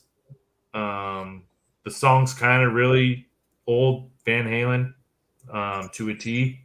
The band's tight, very dramatic. The harmonics that Eddie's doing in the solo is a little bit different than what you hear on the album, which I love. I love the fact that they can kind of do their own thing and not necessarily stick with the script. But I'm going to give this one a 10 out of a 10. And the other thing, too, is it's just an unbelievable drumming performance by Alex. And then I love how the song just stops and the band ends on sync. The next song, which is really cool. That's one of I think the highlights of Van Halen is they either have a very dramatic, long drawn out ending, or they have a tight, quick sync finish that is very dramatic, and seeing it live is just like, goosebumps. Yeah. Sorry, Brad. There you go. You're taking a lot of my notes there, Kurt. Taking a lot of my notes, brother. It's the burden you bear when you go second or third on this bloody show, isn't it? We're engulfed in this. We all love this era. It's awesome. Yeah, look, I'll highlight a couple of things and I'll keep it short and sweet then. But since you've topped on everything, but trodden on my toes and taking all my notes, but that's all right. Look, it's a runaround. It's, as I alluded to in the last song, that Carnal Knowledge, every song on that I'm a big fan of. So I love this version of it. I love the song. They look like they're having heaps of fun on stage during this song. This era of Van Halen, they seem to really be embracing the energy of the four of them, which is fantastic. Love that wah solo as well. It really hooks me in. I love his wah sound. I like the breakdown after the solo. There's some cool little Stevie Ray Vaughan put licks in there. Yeah. And that's killer. In that little breakdown section when he does all these hammer-on pull-off things like Stevie Ray Vaughan, I got a feeling that maybe he was listening to a little bit of Stevie Ray Vaughan that day, which was cool.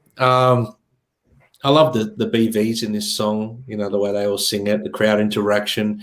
Kind of another little fun part is that always puts a smile on my face seeing Ed do the ZZ Top thing with his legs, where he's doing that with his legs. The chicken wing. Yeah, he's doing that with his legs. That's pretty cool. Look, 10 out of 10 for me. Never a skip, Andrew. Oh, look, I can't say more than I'm looking at my notes here. So audience interaction. Nelson's making a point there in the chat too about the same thing. Audience participation. That's the key for a great live album, isn't it? It's either picked up with the sound of the audience coming through or visually. And it certainly captures it. Live Without a Net did a bloody good job, and this does it too, you know, with bringing the audience in. And, you know, I love it. I think it's fantastic. The wah, he must have a 12-inch wah. There's some 12-inch thing going on somewhere because, you know, a normal wah only goes like this, doesn't it? You know, but Eddie Van Halen's got this big thing going like this. So, look, I love it because of the wah. I don't know what brand that was. He's just got a big wah, and we'll go with that. I love it because of that, guys. Again, I've got to give it a 10, and it's never a skip. I think it's one of the best performances. Love it. You know, the dancing. Love it. 10 out of 10, Rev. Cool. All right. Finish what you started. Let's get on with OU812, Sammy says, as they start this song. I'm not sure what type of acoustic he's playing. Brad, do you know? It's I didn't pay attention. I didn't pay close attention to that. Okay. Sorry, mate. I think no, it's all right.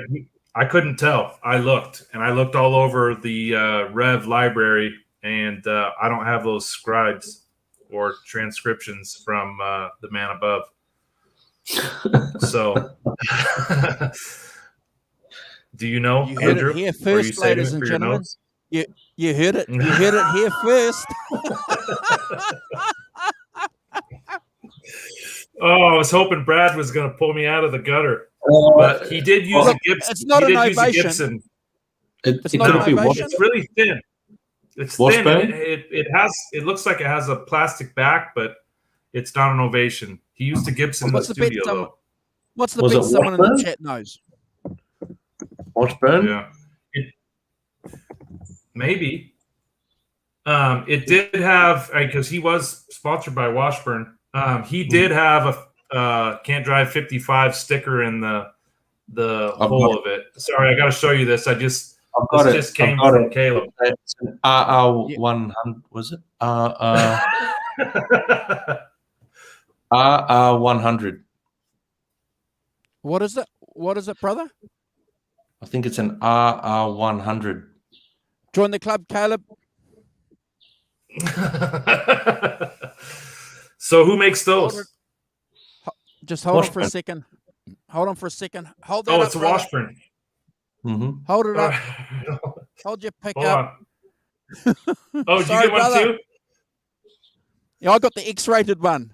I got the one with that goes down past the T-shirt as well. He sent that to me by accident, I think. It's what happens when you send pics to people. You got to be careful. You're sending the right pic to the right person. Never a pic. Big shout out to Cobra Kai. He, killed it with these shirts. Anyway, where was I? The Can't Drive 55 sticker. No, we're Brad, good. Brad was telling us what the guitar is. Oh, yeah. Nice one, Caleb. I didn't get the X-rated photo. I didn't even get a photo.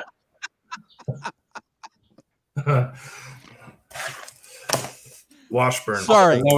Know where I stand, Caleb. That's fine. Don't deserve an X-rated one. That's fine. It's a Washburn. It's a Washburn. Okay. Pretty sure it's a Washburn. Okay. There was a Sammy Hagar model made. I think it was an RR for Red Rocker 100.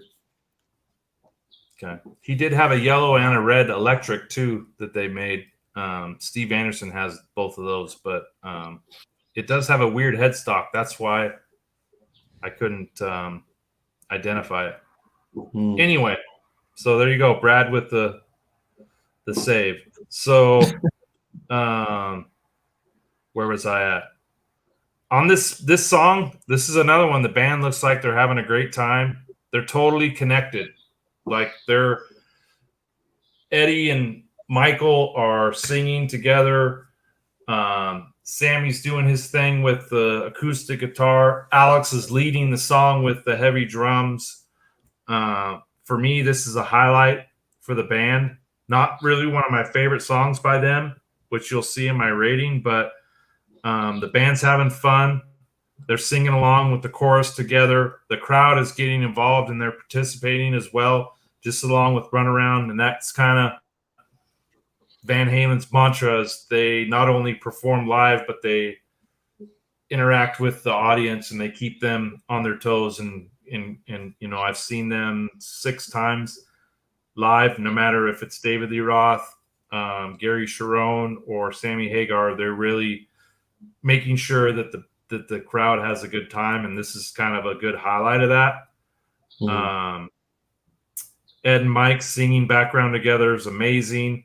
Kind of seeing them both at the same mic together really kind of tugs at my heartstrings, especially knowing that those two didn't connect towards the end before Eddie passed, but that's here nor there.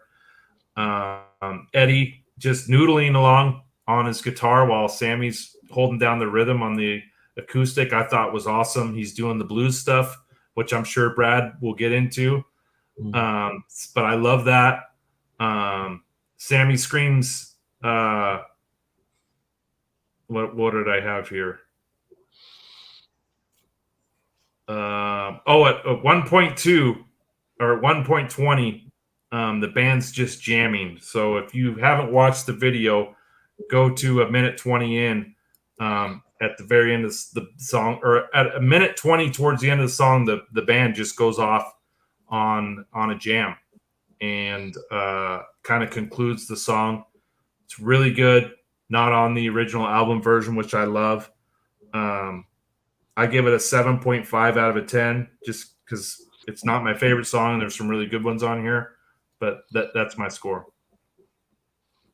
Fair enough. Well, I might bring some credibility back to the show a bit here now, Kurt. Thank you.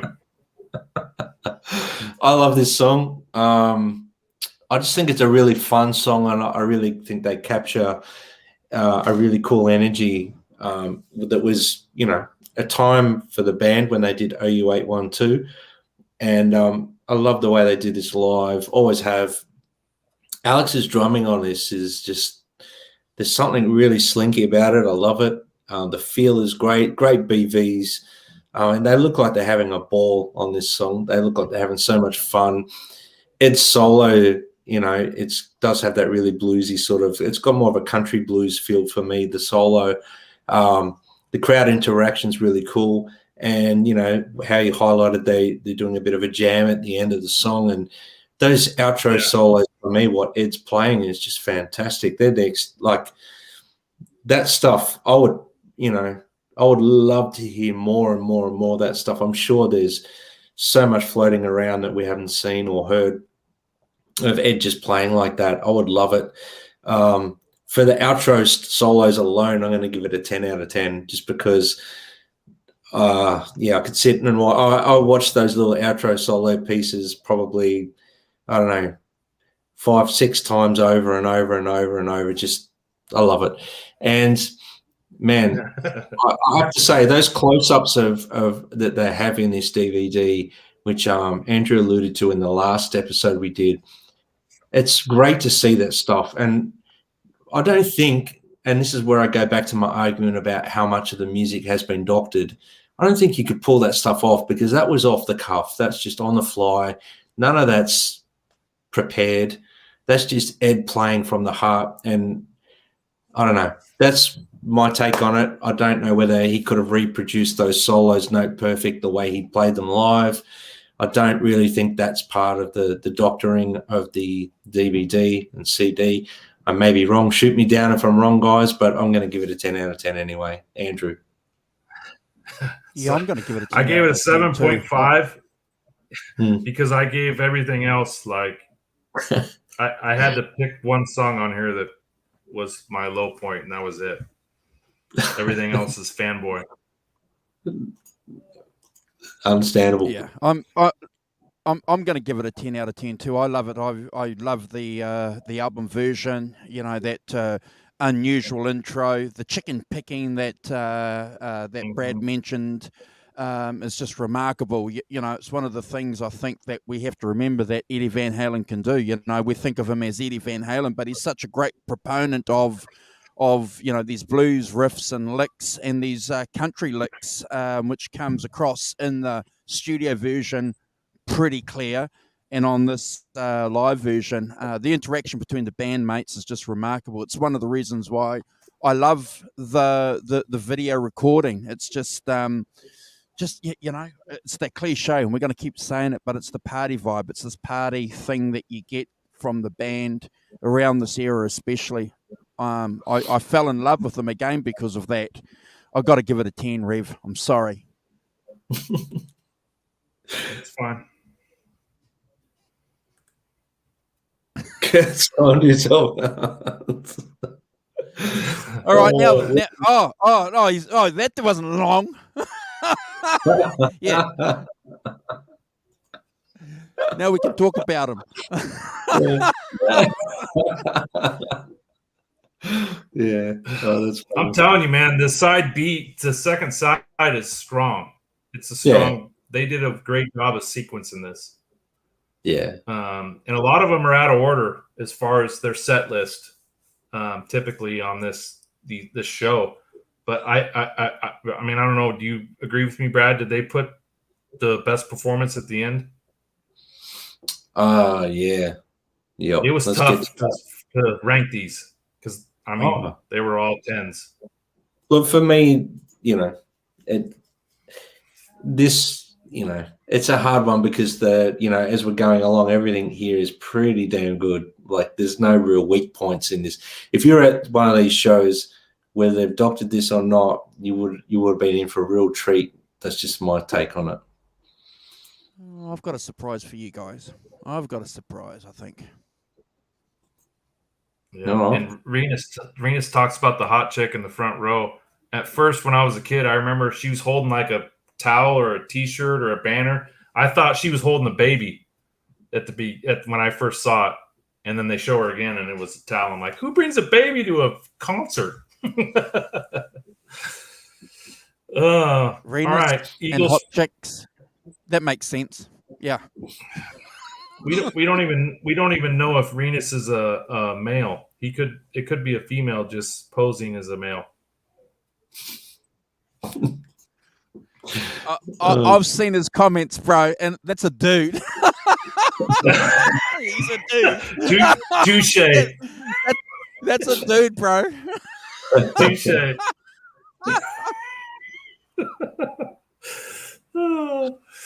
I would love to have Renus on this show, but he would probably time himself out every 5 minutes. All right, Eagles Fly. So as you guys all know, Give to Live was what they put on the CD. And so Sammy chose to do this one because he didn't want someone to see the same solo 2 nights in a row. I put this quote down because I thought it was pretty cool. He says, "Singing is from the heart. It is the most direct form of communication and what you're feeling from the heart. And to me, this is what I'm feeling inside. And to do it on stage in front of 18,000 people is the greatest feeling someone can get." So I thought that was a really cool quote. Brad and Andrew, I know you guys haven't seen Sammy live with Van Halen, but when I saw him for the first time on the Balance Tour, he did Eagles Fly, and I'm telling you, there wasn't a dry lighter in the crowd. I mean, like, everyone was just in Zen mode. It was awesome. Loved David Lee Roth. Love Sammy. He is a performer, and the EQ that they put on his guitar is incredible. To hear that acoustic and him just strum a G chord is like goosebumps. So it's awesome. And I'm just telling you guys because I've seen him 3 times, twice with Van Halen and once solo, and he is a performer. And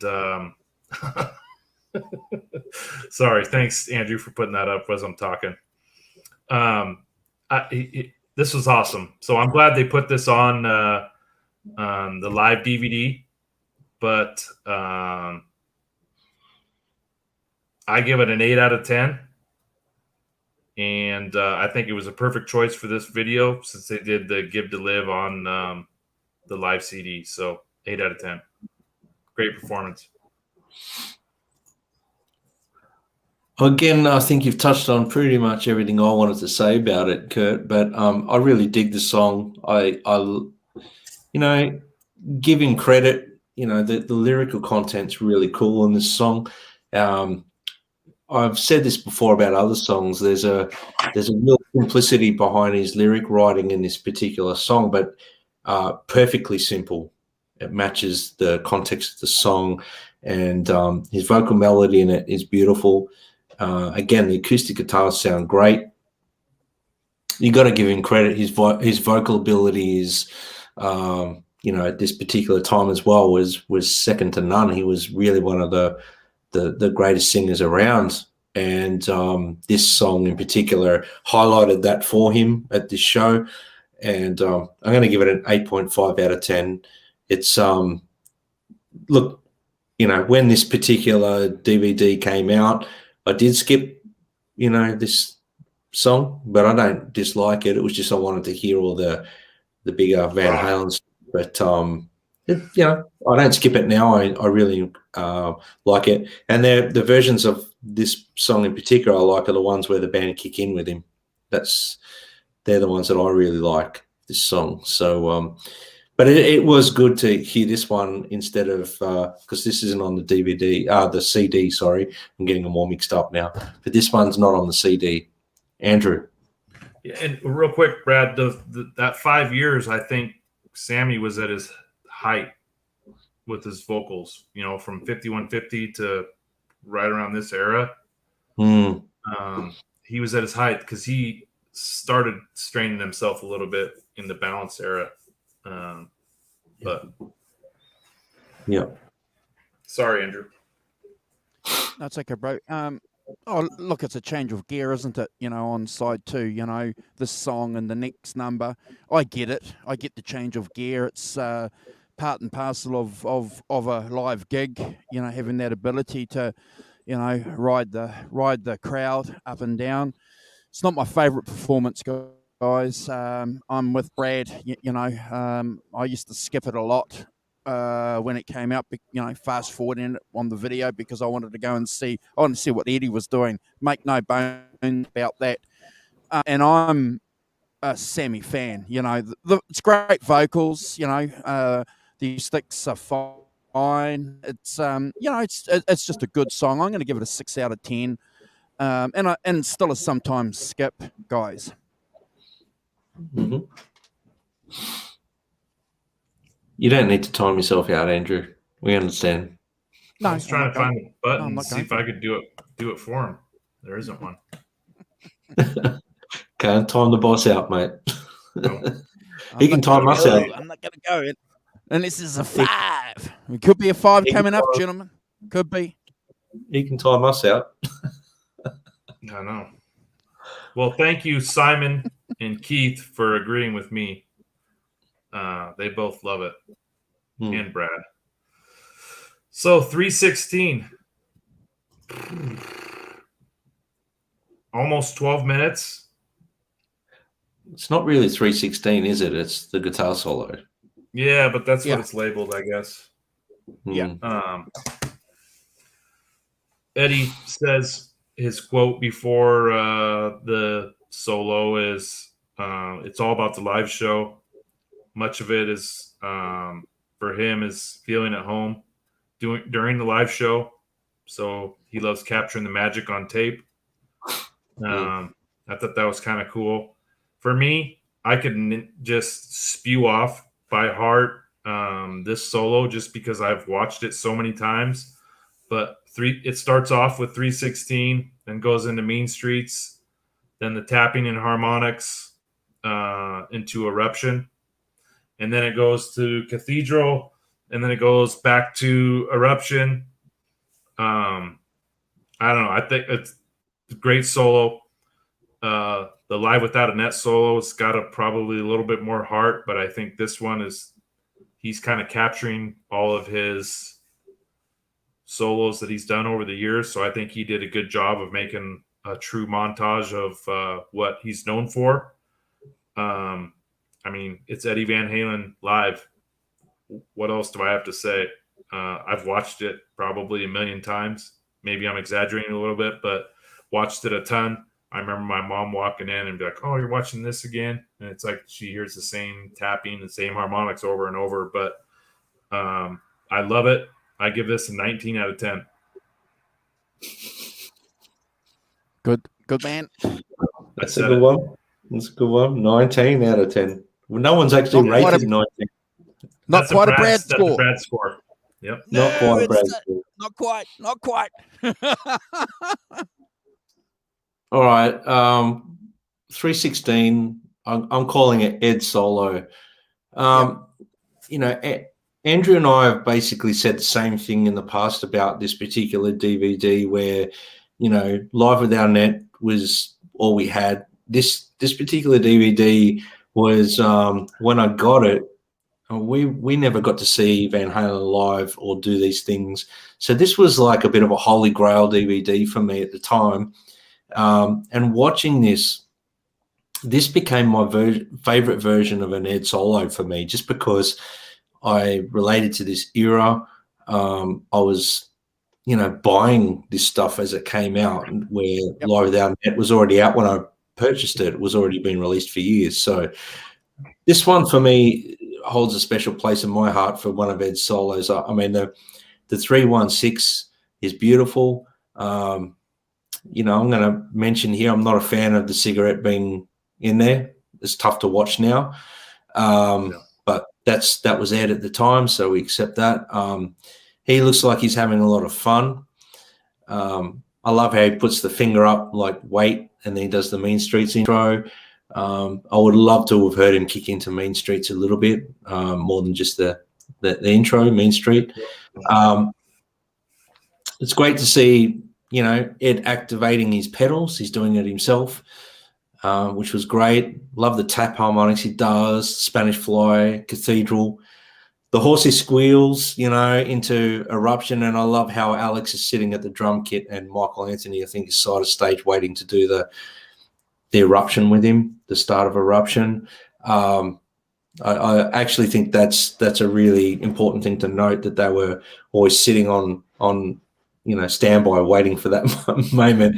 God knows how long they could have been waiting for that moment to come. You know, I'm going to argue the point here where, you know, Eruption, he comes into it. I love the bit where he's standing in front of his amps, holding that feedback.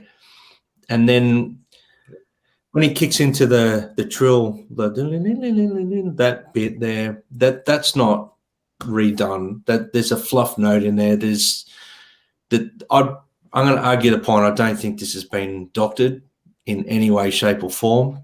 Maybe someone can shoot me down in flames by showing me the original version, but until I actually hear the original version, the raw audio from it, I'm not going to believe that this has been doctored. I think there's no way that Ed could recreate this the way he did it, or from the live performance. Right. And I don't know if Caleb's in the chat or Simon or whatever, but they're the experts on Ed's technique and that. Or, you know, Jay's in there as well. When he breaks into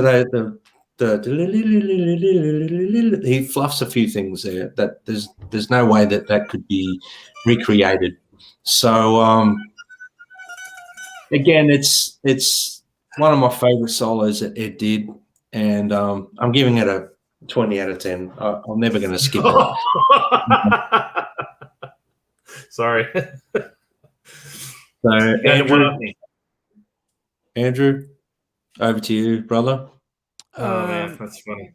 Awesome. Just going to do a quick shout out here. We got Mo Show in the chat who we haven't seen for a while, and Joe 7/8's in here. Thank you guys for hanging out. And Bent Tom's still hanging in there with us. Thank you, brother. Look, to Brad score this is a 20 out of 10 at everything that I wanted to see. I can't articulate it any more than what my co-hosts have said, but I will underline and highlight what Brad said, and we're going to keep saying, because you North American guys who have seen this band multiple times have to remember that we've only seen this band once, and we saw the band in the Gary Cherone era, which was great. Don't get me wrong, but to see this band during this era, oh my gosh, so when the time machine comes and say, where do you want to go? It's going to be back to around this era. I'm guaranteed. I love it. I can't add any more to it other than I'm going to back up what Renus is saying and what Brad is saying. The bum note. It was there. We saw it. We saw it 20, 30 years ago when this came out. And we went, this guy, and he's just smiling. He's smiling when he does it. I love it. He's having great fun. It's almost a religious experience. Caleb said it on this channel a couple of shows ago. It's like a religion for a lot of us. And after watching this solo again in preparation for the show, it's bordering on that. 20 out of 10, Brad. It's a Brad score.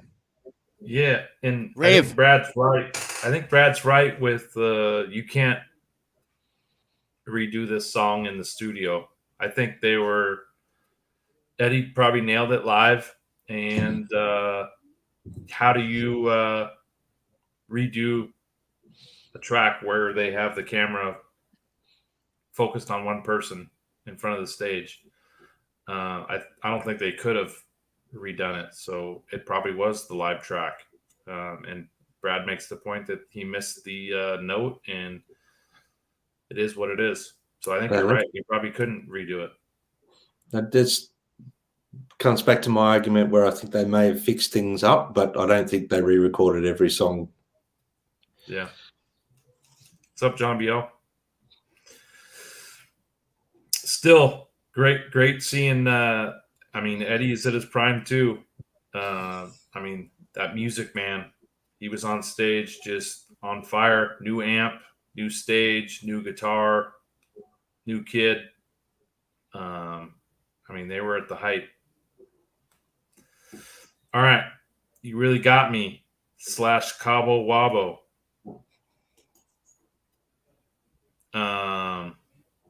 Great job from the producer for getting the band to put this song on. This could be one that they pulled from an earlier show because it wasn't on their regular set list.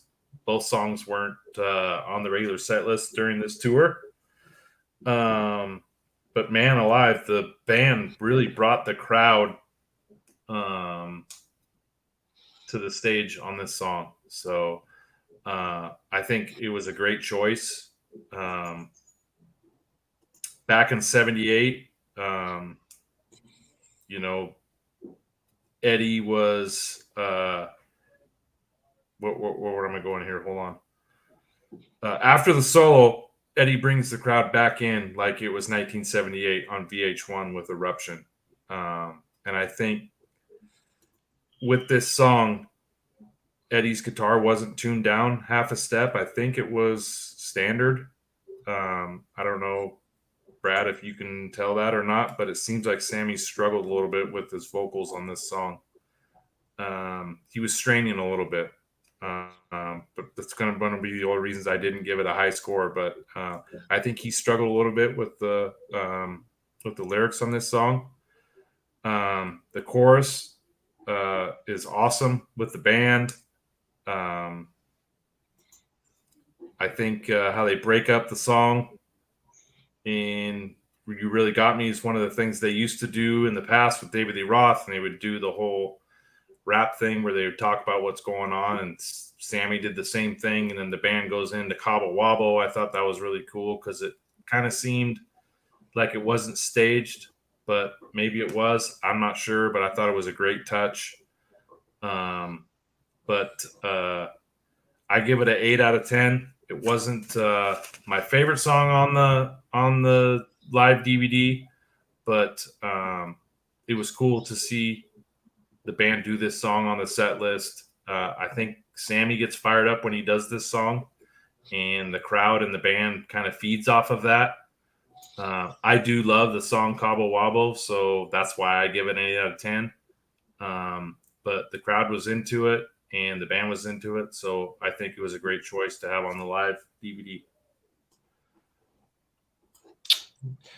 Well, for me, I have to say that really got me.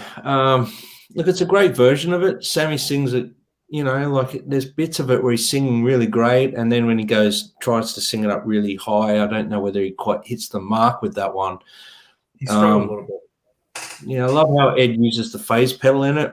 I love the jam. I love the way they come into Cabo Wabo, and I love the drums in Cabo Wabo. I don't know if you guys have,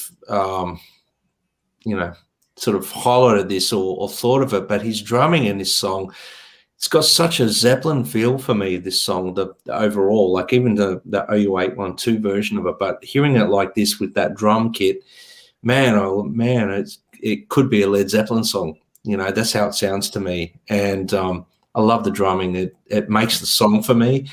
His solo in it with the wah pedal is fantastic. I don't really want them to come out of Cabo Wabo. To be honest, I want them to stay there. That's for me. That's just, I don't want the song to end. I think it's great. I'm going to give it an 8 out of 10. You Really Got Me is not one of my favorite Van Halen songs, even though it's a cover song. It's not one of my favorites, but it's worthy of an 8 out of 10. And I never skip it when I'm watching the DVD. It's a fun part to watch. Andrew, real quick, Andrew, I skipped over my notes. I was fumbling a little bit, but You Really Got Me was typically in the encore. So I think the sequence of this video was mixed up a little bit, and typically they do the encore is jumped, You Really Got Me, and then Top of the World, and then they're done. So if you notice, the crowd's really into this song, and then they go into Cabo Wabo. I think this song was out of sequence in the video, and it was part of the encore, but they didn't put it in the encore, which we'll get to in the song after the next. But if you look at the Van Halen Encyclopedia, You Really Got Me is part of the encore, but it's not part of the encore on the video. So that's part of the out of sequence that they do on this. So that's probably important to say. Sorry. If that makes sense to you guys. Yeah. So that night they did the encore, and they did the first song, and then they did You Really Got Me, and then they went into Cabo Wabo, and then into the last song. Yeah. Andrew, you with us? Yep. I don't like it. I think it's horrible. It's always a skip. I love the version that is obviously on Van Halen 1, and how it leads into. Yeah, I just don't like it. I just would have preferred them to do Cabo Wabo, and then be damned. Then I'd probably give it a 20 out of 10. I'm going to give it a 6 out of 10, and it's sometimes a skip. Fair enough. All right, The Dream Is Over. Typically, this was the last song that they would do on the set list before the encore. You guys may know, for me, this is one of my top 5 Sammy Hagar songs. So I'm going to give this thing a great score. But Sammy starts off. He's down on his knees at the front of the stage. He says, "Psst, hey, come on, man, wake up." Then he says, "Wake up." It says it again. And Alex, he's just really, really big in this performance on this song. I think his drums are very prominent on this performance, so I love that. It's cool to see the girls in the front row. This is Renus, where we talk about the two blondes in the front row. They show them 2 or 3 times in this song, singing along with this song. So that was pretty cool because, of course, I'm a teenager. So, of course, why am I not going to like that? But this is a deep cut for the band. One of my favorites. Mikey's pounding his bass during the dun dun, and he's hitting the front of his bass and hitting the back of his bass. I just think the energy is really, really cool. Ed's solo is incredible. He's really pushing it. Sammy's laying down on the stage and he's singing up into the sky, and he's got his eyes closed and he's got his eyes covered. And you can tell that this is the last song of the night, and they're really kind of putting it all out there for the crowd to get them ramped up for the encore, get them fired up. The lights are going crazy, kind of like they're trying to emulate a dream. But I give this a 10 out of 10. One of my favorite songs on the actual DVD. Yeah, cool. Yep, I agree. I mean, I love this song. Always have. And I think whenever all the live versions I've heard of this, they do it really well. This one's another example of that. Always love the solo in this song. It's killer. The breakdown after the solo, I love that. Catchy melody in this song.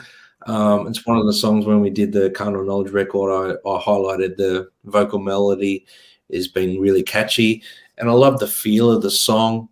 Alex just looks like he's having a ball playing this song. 10 out of 10 for me, never a skip. Yeah. And at the end, Eddie's just going, he's just strumming, just like finishing it off. And the whole band's with him. And you can tell it's like the end of the show before they go off and retune their guitars and get a drink real quick before they come out for the encore. You can really tell. And the other thing too, sorry, Andrew, it seemed like Eddie's solo was rushed a little bit on this version versus the CD version. Oh, yeah.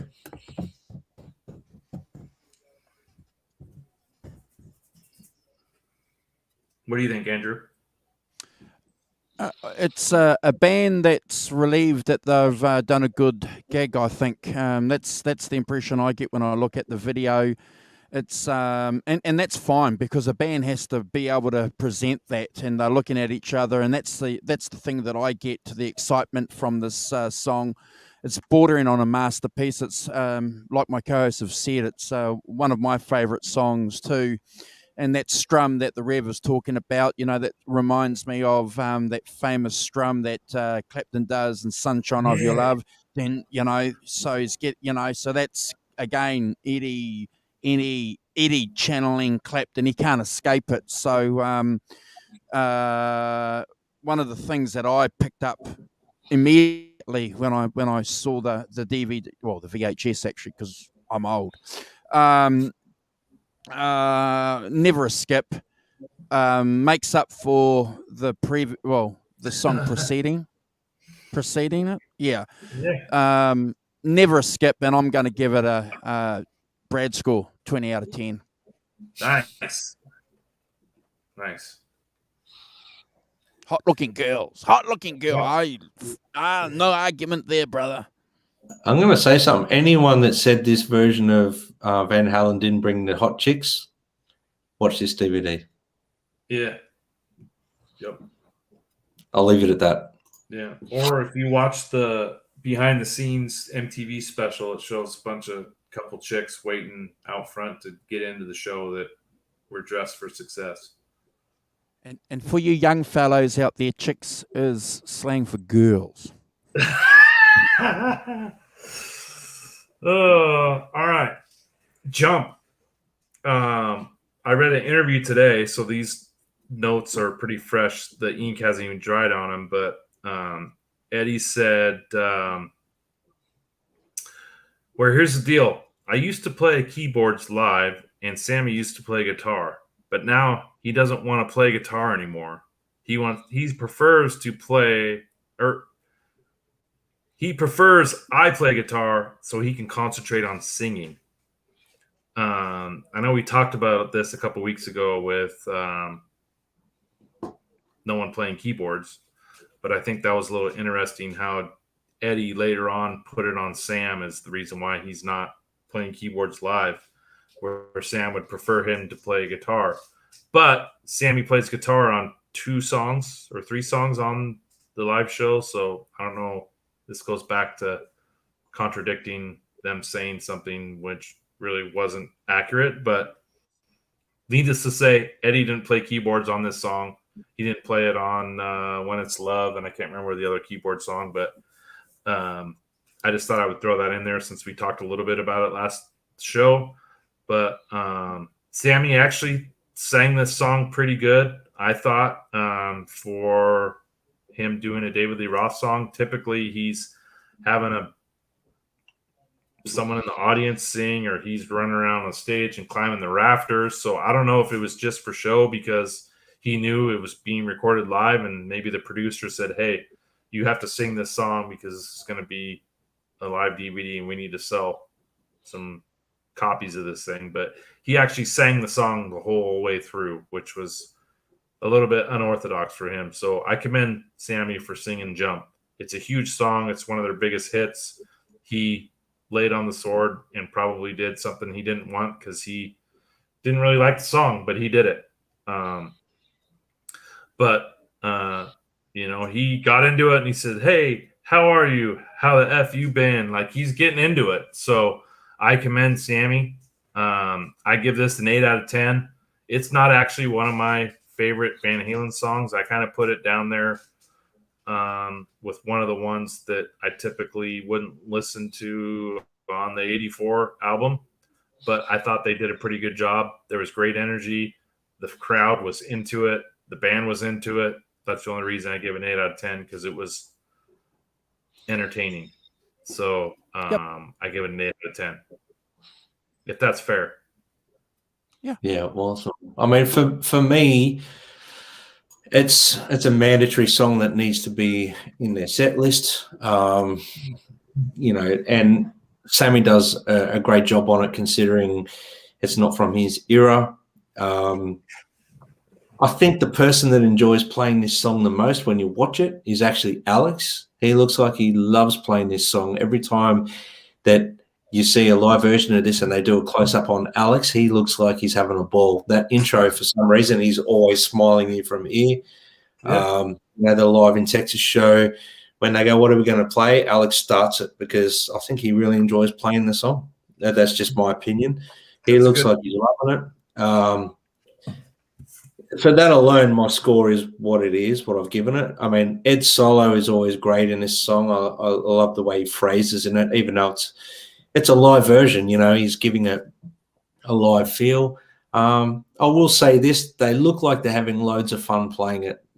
I know Sammy wasn't always too keen on doing the DLR era songs, but for me, I'll have to give it a 9 out of 10. It's and that alone is just for Alex's smile while he's playing this song. He's just having a ball, and I love that. Yeah. So was it in standard? I know Rena says something about Jump being in standard tuning just doesn't sound right. Was it in standard? Yeah, I'm pretty sure it is. Yeah. Yeah. Yep. Yep. Yeah, I don't know. I don't know about this song, guys. I don't know. I've thought about this song for a long time. I'm going to give it an 8 out of 10. It's clearly Van Halen's Brown Sugar or Honky Tonk Woman, isn't it? It's one of the songs that, the band has to play. The Rev's already said it, good on Sammy for being the good sport and singing it. The vibe you get from watching the film clip, it's remarkable. It's amazing that this band can do this. And I'm only going to give it that score because of the visual. It's not a polished performance, is it? It's nothing really sort of to like go wow to. It's at it's average, it's acceptable. Um, thank God for the next song. So Rev, I'm going to leave it there. So Renus says it was standard tuning because he is a trained jazz musician. Okay.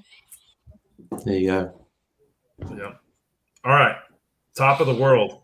So we're in the encore. Obviously, I think "Jump" is the first song. Usually, all the shows I've ever watched, "Jump's" always the first encore song, and then I think "You Really Got Me" was the second encore, and then obviously they're going to finish with "Top of the World." It was the biggest hit.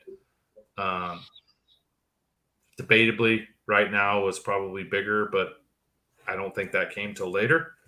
So "Top of the World" was their finishing song. The band was really embracing the fact that this was a hit. They had the new sound system, the new lights, the pyrotechnics. That was the big thing. Usually Van Halen didn't use pyrotechnics. They did a little bit of stuff in '84, but really on this tour was the first time they had used pyrotechnics in a long time. They had the big VH behind Alex that fired off at the end of the song. So for me as a teenager, that was really cool. You can tell that the crowd's into it. This is the last song. The band's keeping them on a thin string, keeping them there, making sure that no one's leaving early to get in their car and beat the crowd. They really got everyone ringed in, and you can see it on the video. Ed's solo is very powerful on this song. He's really kind of giving it his all. It's towards the end of the show, so they're really, wanting to go out with a bang, and that's one of the things that Van Halen's popular with is giving the crowd everything that they paid for. So everyone's on their feet. It's just a prototypical Van Halen ending with a dramatic where everyone's in sync and Sammy's jumping, like waiting for everyone to finish, and Ed and Alex are still going, and they're kind of keeping everyone at the edge of their seat. I love that. But I give it a 9 out of 10. It was a great theatrical ending. Top of the World. I love this song. It's always been one of my favorites from that album. I love it live. I think the song sounds huge. It's amazing, 3 instruments being played and how big they sound. And I think that's something that, we need to cover here is the overall sound of a 4-piece band with majority of the time it's 3 instruments playing. It's pretty amazing. I mean, they were such a big sounding band, and a lot of that came from Alex's sound. The bass and the guitars are always huge, so you can't go wrong. Sammy sings on this one amazingly. I love the solo on this. Again, the wah pedal. His use of the wah on this is great. I've highlighted in my notes here, Alex is slamming in this. And I really think by this point of the performance, you can see Alex is really coming to life because he's just loving every minute of it. So for me, I have to give this a 10 out of 10. It's never a skip. Andrew. It's a great pop song, isn't it? And there's nothing wrong with a rock band doing great pop songs. In fact, it's probably one of the great things that a rock band can do. And I love it because of that. It's just a fantastic pop song. It's up there with a few of the great pop songs that Van Halen have done. Nailed on this performance. The Revs hit the nail on the head. Pyrotechnics, the first time you bang, the flash, love it. It's just this visual feast, a game that we didn't get to see, but I was part of it because I'd seen the VHS. I loved the song when it came out, loved it on the album. Brad made a point too about it being huge. It sounds so much huger than the album version, but that's probably taken into account all the reverb and all the natural shit that's going on during the concert, and it's encapsulated a nutshell on this song. It's bordering on another piece for me. It's like, you're going to get Get the cigarette. You know, you're going to sit down and have the cigarette because it's great. Love it. Never a skip. 20 out of 10. I'm a fanboy. Mm-hmm. It's all right, mate. I think we all are. That's why we're here. Yeah, this was a fun one to do. Because Live Without a Net was epic for me, but this one hit home a little bit more. As you guys know, I talked about a couple weeks ago, I had this CD when we went on a family vacation, and every time we stopped at the grocery store to get food or whatever for the motorhome, I would go to the magazine section, and I kid you not, I probably bought 4 or 5 different magazines, whether it be Guitar World, Guitar One, Rip Magazine, or Metal Edge, and it was all like Van Halen Live Right Here, Right Now, and I picked them all up, and I can just imagine going back in time, reading those articles as I'm listening to the music, and it was an epic time. It really was. Yeah. I remember, watching this, wishing that I could have seen them live in this period of time. So anyone who got to see them in this period of time, you bastards. Yeah, and Brad, I was 15 years old when this came out, and I was like, as soon as they play live again in my area, I'm going. And I went to the next tour, which was Balanced, because they didn't come to Washington on the 93 tour. Yeah. Otherwise, I would have loved to have seen the Balance era as well, even though I think this era of the band, the Carnal Knowledge era, was probably they were at their peak performance-wise as a band with Van Hagar. Yeah, with Sammy, they were just on fire. Yeah. Yeah. Who we got in the chat, guys? Cool Music Tech. Thanks for joining us. Yeah, Renus, Mike Rogers. We got Mosh, Emosh. Is that how you say it? Simon is still here, like a soldier that he is. Keith Campbell is still here, which he's been chiming in on the chat all night. Chris Hunter, Metal Mike 5150 is here. Cool Music Tech still here. I think Cobra Kai is still here, and maybe Mike Rogers. Thank you guys. Awesome. Thank you guys for joining us. Always appreciate you guys hanging out Mark with Tanner. us. Yeah. Yeah, Mark's a regular. G'day, Mark. How are you, brother? Hey, thank you guys for joining us. We're going to throw up a couple of cards here. So if you guys haven't already subscribed to this channel, check him out. This guy here. Halenville, Fruitcake Tony. Check him out. When's their show, guys? Their show is on, if I get rid of that comment there, or this, there it is. Of 19th of September. That's going to be a cracker.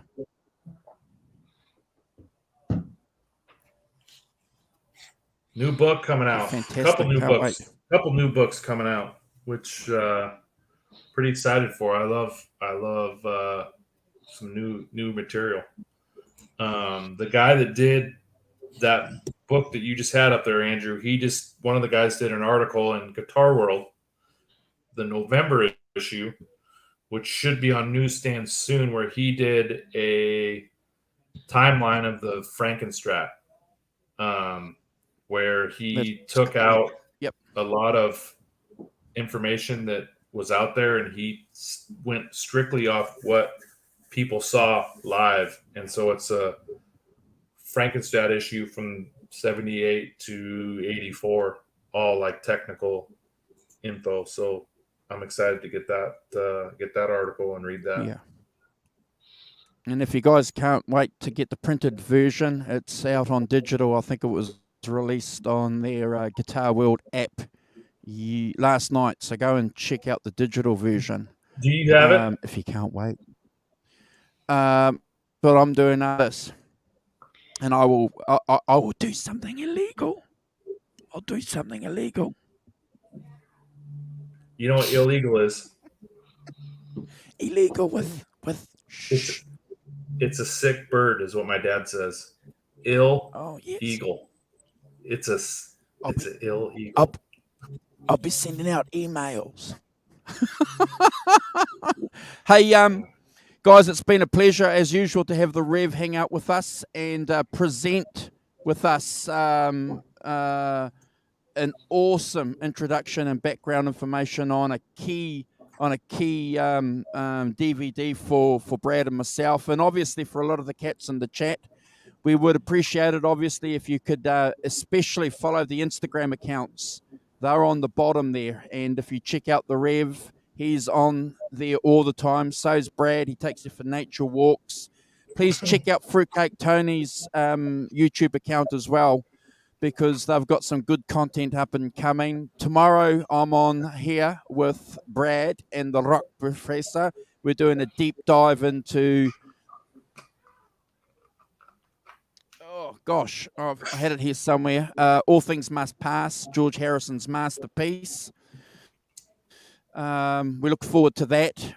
Stay tuned. Check out our stories, because we've got something coming up pretty cool for our next show on the... we can't tell you what it is. But if you check out the Instagram stories... the Rev will release it 24 hours before we go live. Mm-hmm. I added a little bit of tone tip from Bradley to the pedal that I'm giving away. Oh, awesome. The stop top. Beautiful. Beautiful. Awesome. Got to put that top hat on there, brother. Got to put that. So when you smack it all off. I saw a tone tip a few weeks back. Correct. Do it again. Come on, we've got it. Wait. Yeah. It's even orange. So that'll come with the pedal. Awesome. Cool. Awesome, brother. I'm going to sign off, and then I'm going to get Brad to do the sign off, and then get the Rev to do the final words. Thank you, guys. You guys are awesome. Thank you for spending some time with us. Thank you, especially the Rev. Thank you, Caleb, for sending me two pics. I promise the one that you sent to me by accident won't go anywhere else. And Renus, you do need to get the Moore pedal, the pitch box. It's awesome. Mm. Right? It's one of my favorite pedals. I think Andrew has one now too. I got my amp back. Yes. Oh, so I've got a Blues Breaker amp. I've only had it for less than a year, and I blew the rectifier tube, and it's only had about like 15 hours worth of use. So I had to get a new rectifier valve for it yesterday, but I've been busy today, so I'm going to try that. I tried it through the Yamaha, bro. You're right. It sounds good through the Yamaha, but I'm going to crank it through my tube too. So I'm looking forward to -2, -3. -2, -3, baby. There you go. Yeah. Thank you for hanging out with us. Brad. Yeah. Thanks everyone in the chat for joining us. We love you guys joining us and all your interactions. It's there's some funny stuff going on there in the chat. And thank you so much. All the thumbs up to everyone, and subscribe if you haven't already subscribed, and stay safe out there. You know, to my fellow Australians all in lockdown at the moment, you know, just stay safe. Let's get through this, and you know, stay positive. Love you guys. Get well, Warren. Yeah, Warren. Oh, Sonia. Thank you, Sonia. Watch the replay. It was a good show. Bye, everyone.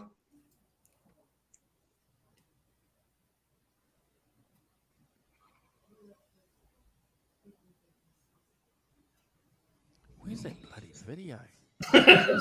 My hands. I'm gonna one day I'm gonna catch my co-host out, guys. I can't wait. He's trying to catch it out. See, as soon as we go off screen, we start swearing a lot, and that's what he's trying to get us all to do. Filth, farm filth. 250.